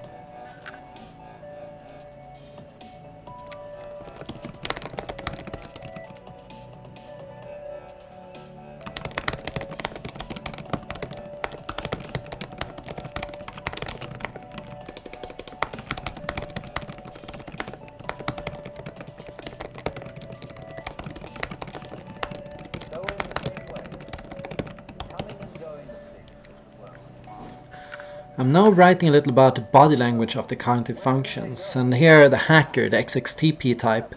The hacker will restrain their facial expressions and pull out their jaws, containing themselves from showing any strong reactions. Hackers tend to appear unshaken by anything. No matter what you say or do, they may appear unfazed, like it meant nothing to them.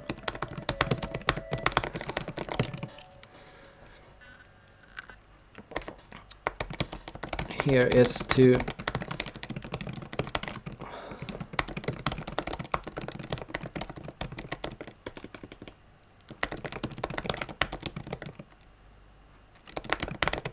the desire here is to remain cool and logical and to make sure that you don't get emotionally invested in your thinking.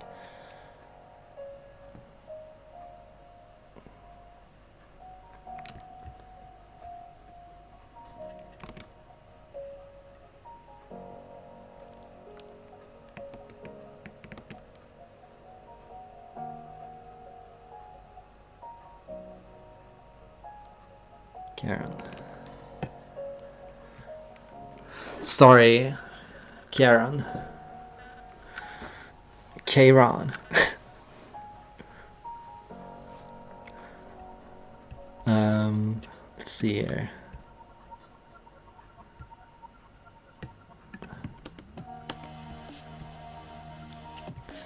Let's compare it with feeling, perceiving.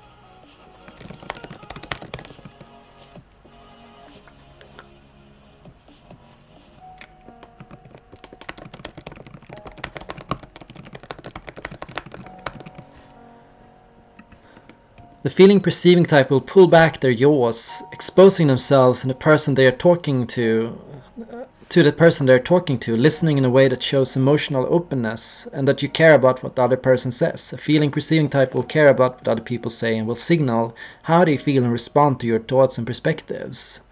Typically when I'm talking to a feeling perceiving type, I can always study their facial expressions and their reactions to know if I said it wrong or if I said it right. That's also something very cool about it. But when you talk to a thinking and perceiving type, you have no idea what they think about it and if they think it was right or if they thought it was wrong.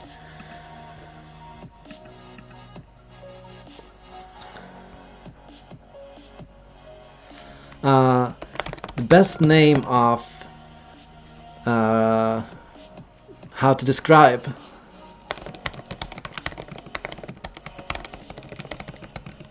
concern. Feeling perceiving types tend to appear strongly concerned at all times, concerned about you and what you're doing and who you are and where you're going and where you're headed. They seem to worry.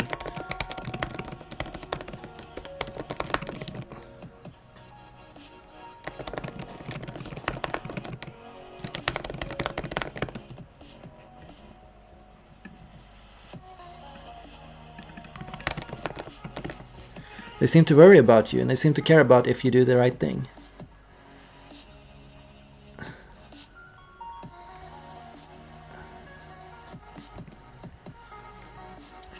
With thinking and perceiving,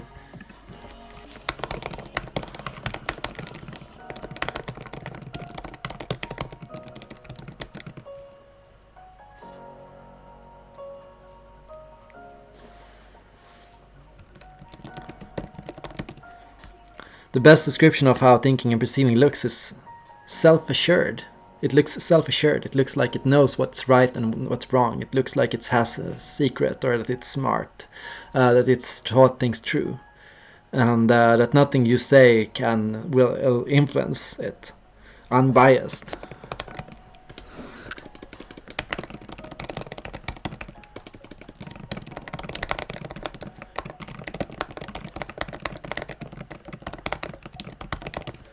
It appears unbiased, and like nothing you say can influence what it thinks is right and wrong. Let's see what. Now, thinking and judging is primarily in the upper lips and in the tensing of the upper lips. Like when you tense up and when you start going, is this right? What do I really think about this? This common tensing here. It's hard for me to do it naturally on screen, but it makes you look serious. It makes you look like you are serious about doing things the right way, and that you care about making sure that things follow procedure and that the procedure is met and that things are happening according to a certain standard.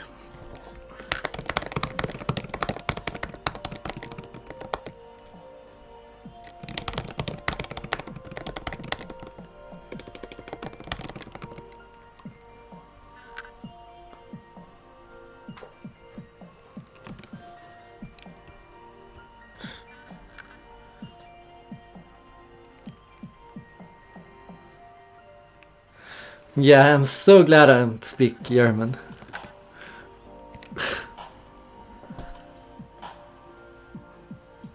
I don't want that accent. Sorry, Germans, if you're watching.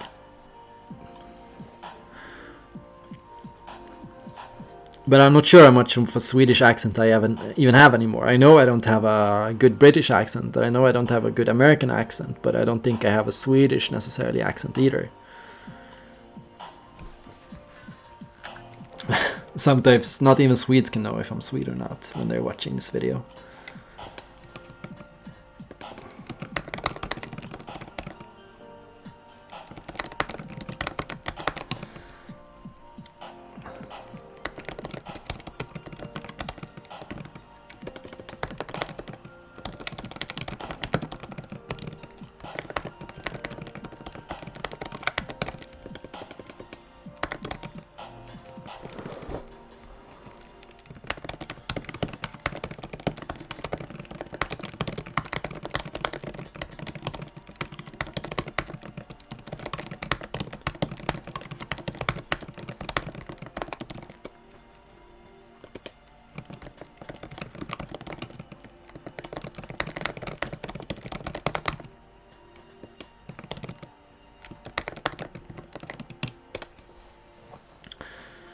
The thinking and judging type will push down and tense up their upper lips. They will appear serious and rigorous. They seem to care about how people solve problems, and they want to appear objective and matter-of-fact in enforcing a system and making sure things are done according to a logical standard or according to a system of a rule.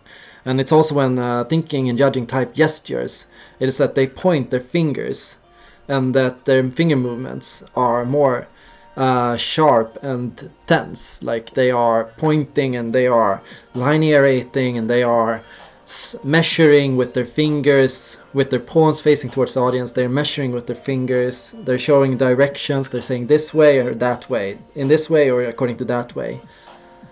And the feeling and judging type relaxes their fingers while we are gesturing. We're not trying to direct or give orders. We're trying to show people, guide people towards the right direction.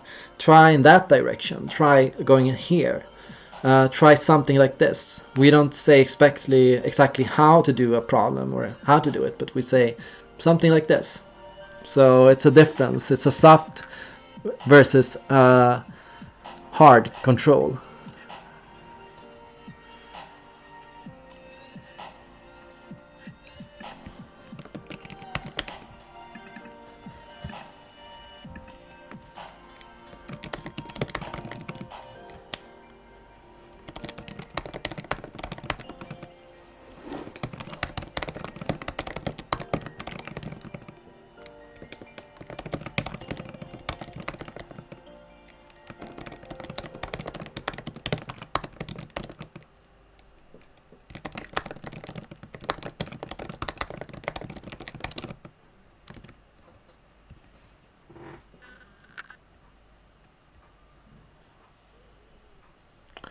Squinting and blinking, no, that's not a TJ thing.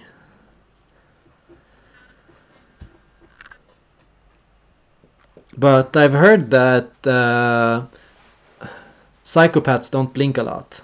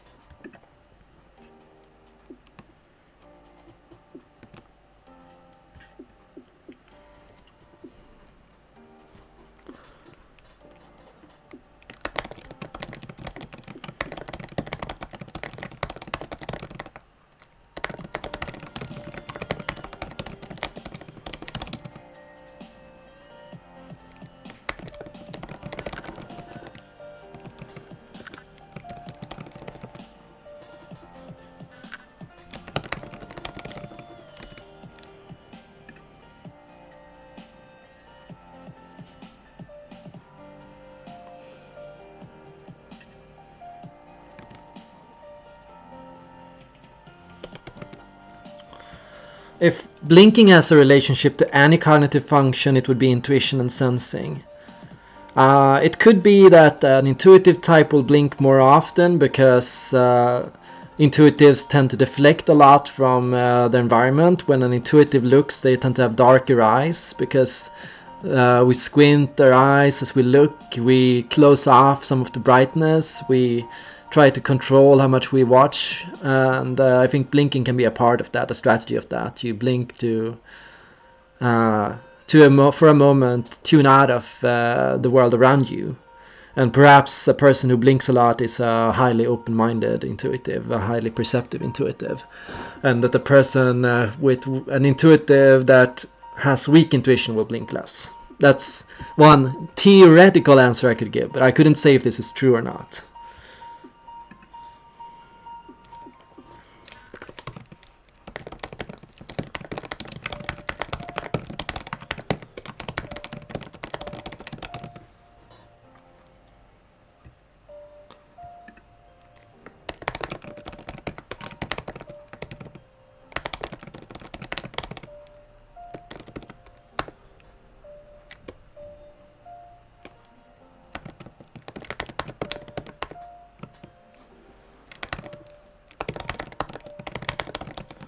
So you can also say about the feeling and judging type that because we don't tense up our lips so much, we appear a little more goofy or unserious when we talk. We don't seem as serious about what we say, and we seem,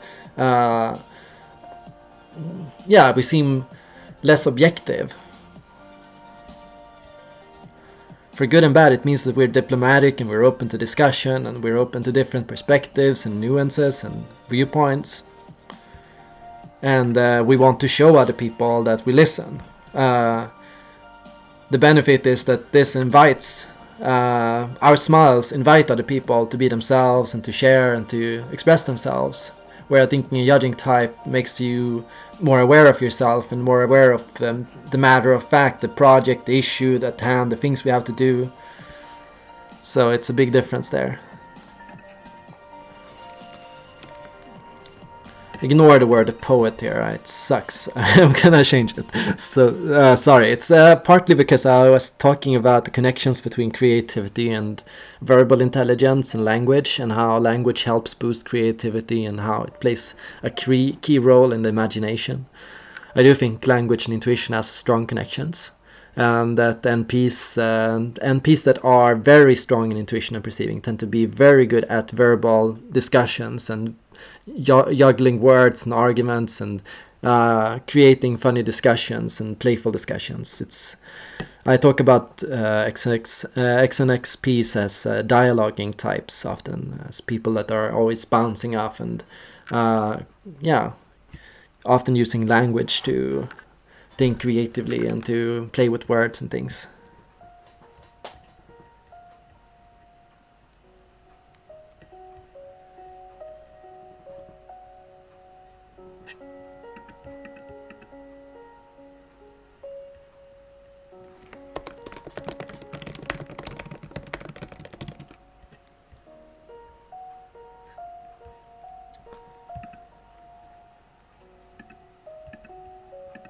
So let's look, how many subscribers are we at now? 2,971. So if we can get 30 more, we'll get there. And I get around 30 a day.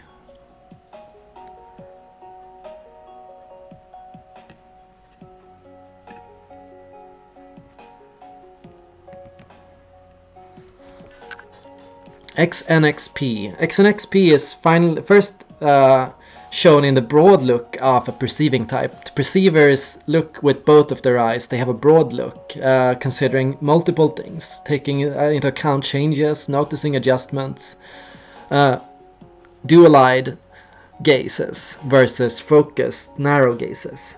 So if I would try to imitate the X and XP expression, and okay, I'm not gonna do it well, it's something like this.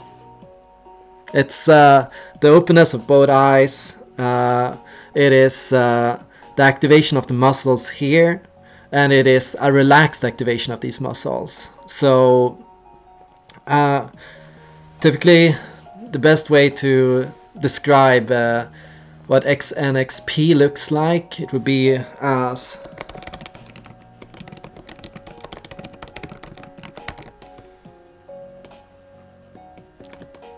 the relaxed, broad-eyed look that can make you appear curious.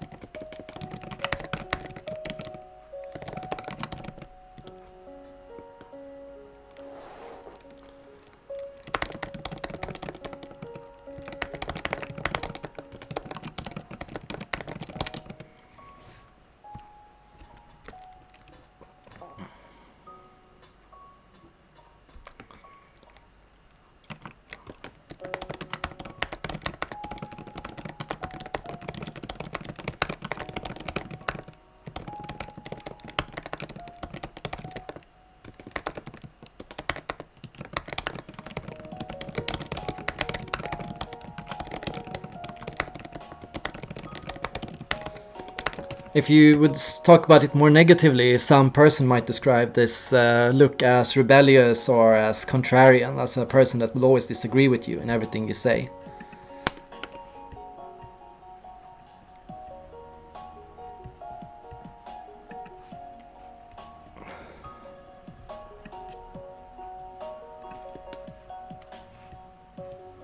I'm removing that.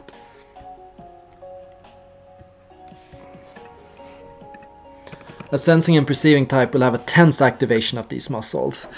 It will make sensing and perceiving types look more focused than ENFPs. So looking at an ESFP versus an ENFP, you'll find that the sensing and perceiving types have a broad look, but they have a focused look. They appear to have high adrenaline, they appear to be instinctive, and they appear to be ready for anything.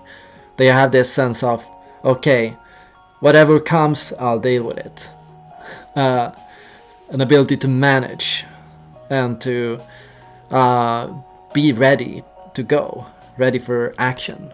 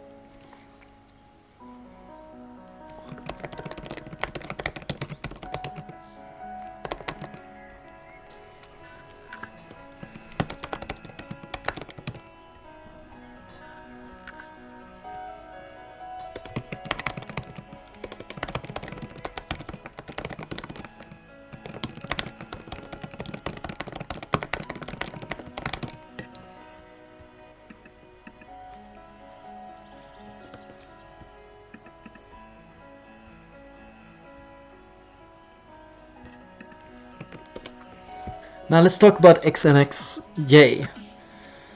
XNXY is the activation of the muscles around the eyes.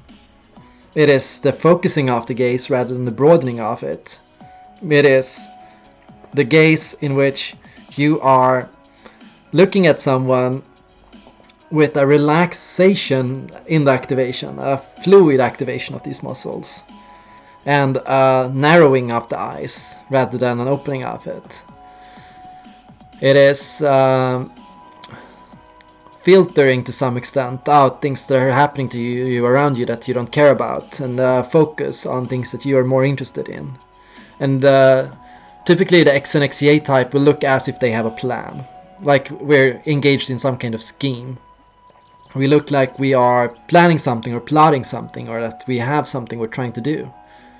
We look like we have an idea that we are trying to bring out, or that we are acting in accordance with.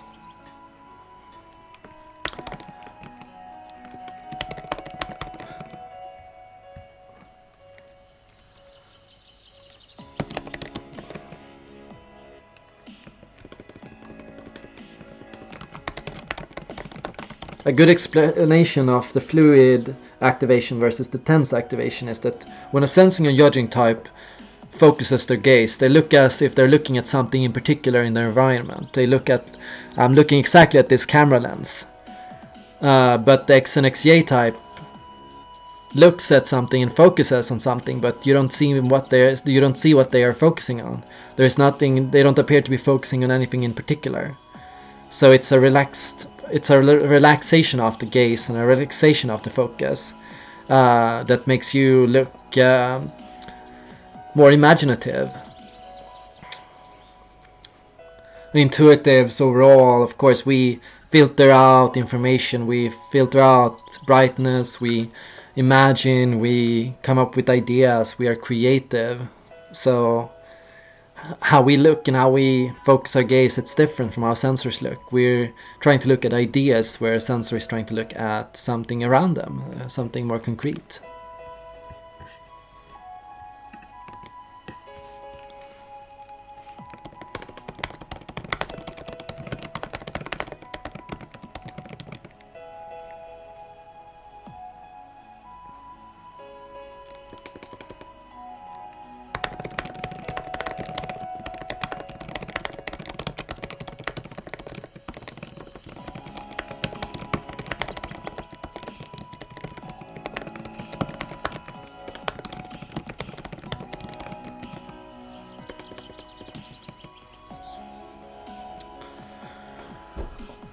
An NJ gesture is this. I mentioned how an INFJ will relax their fingers, but we also relax our palms. We move our wrists fluidly in the air. We have this style of gesturing typical to the NJ, in which we relax our palms and our wrists, and we gesture without making people jump up.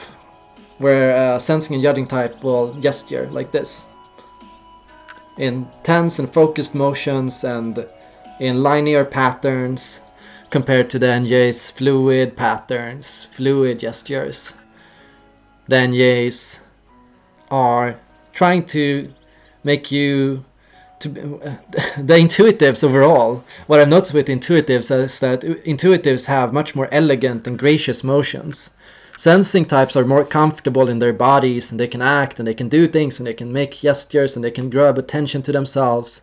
But intuitives, we have more fluid motions overall. We are more like we are dancing in our environment, or we're moving more graciously because we're trying to bring less attention to ourselves. We make less noises around ourselves while we walk around. Like, there are so many things like that.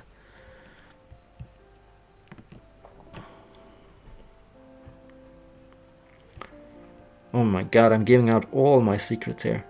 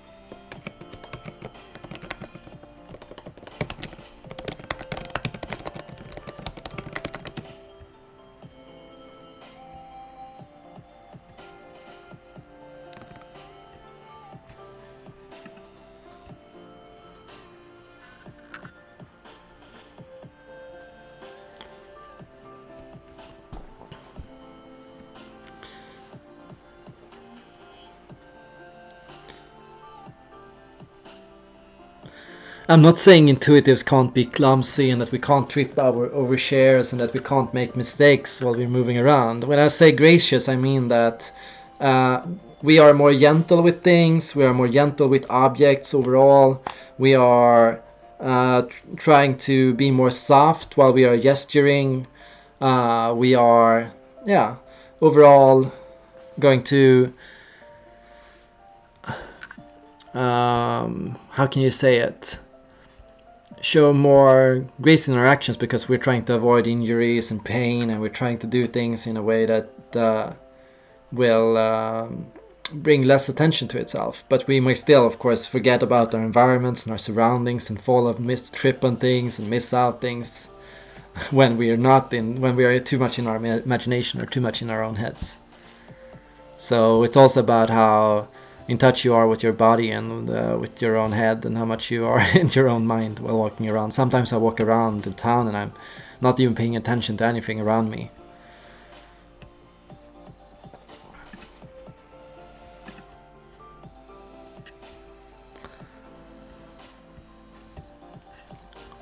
Okay.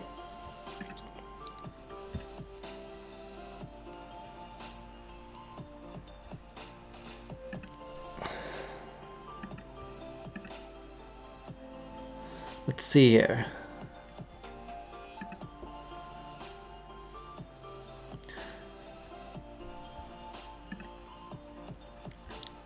We've been on for 3 hours, so maybe it's time to start rounding off. Yeah, I know it's been early, so I get that not a lot of people have been here today. I didn't have time to stream in the evening because I'm going to King Arthur to watch it at the cinema, and I'm going out soon for dinner with my girlfriend, and yeah, so it should be time to round off.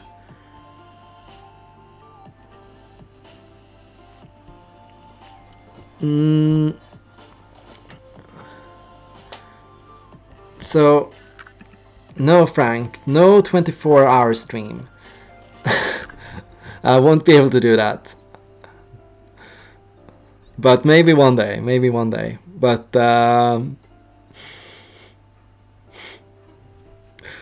Erik is weak.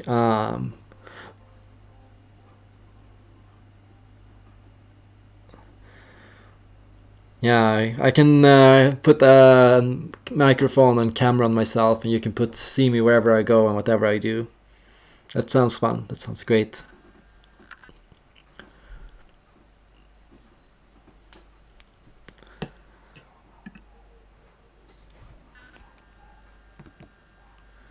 I actually don't pee. Never happens. I can go for like 12 hours.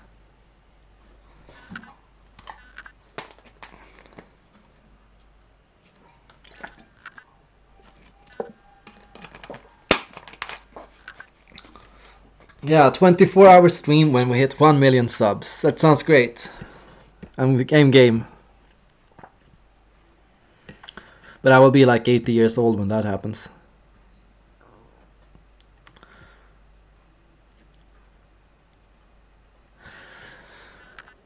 Yes, that is a promise.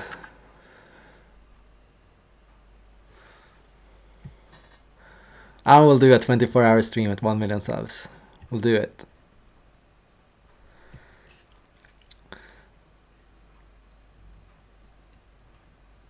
So that's all for today.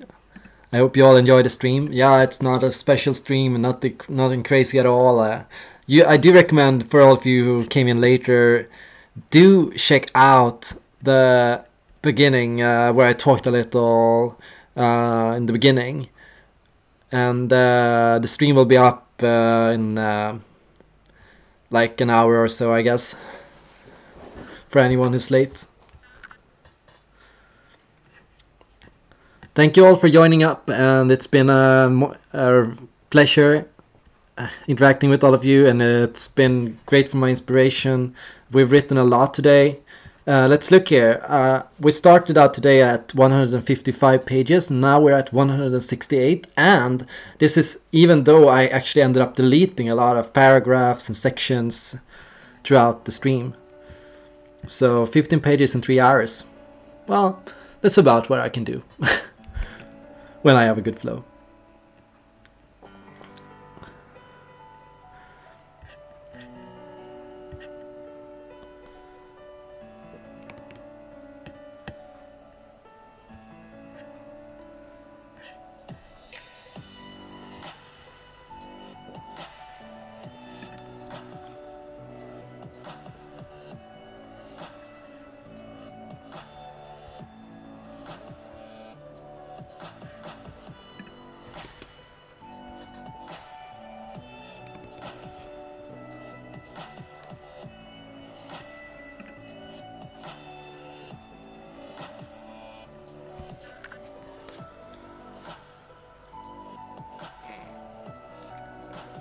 Stretches.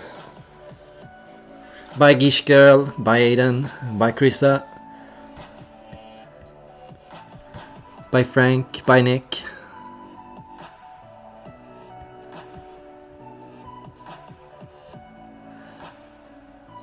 And bye Karen.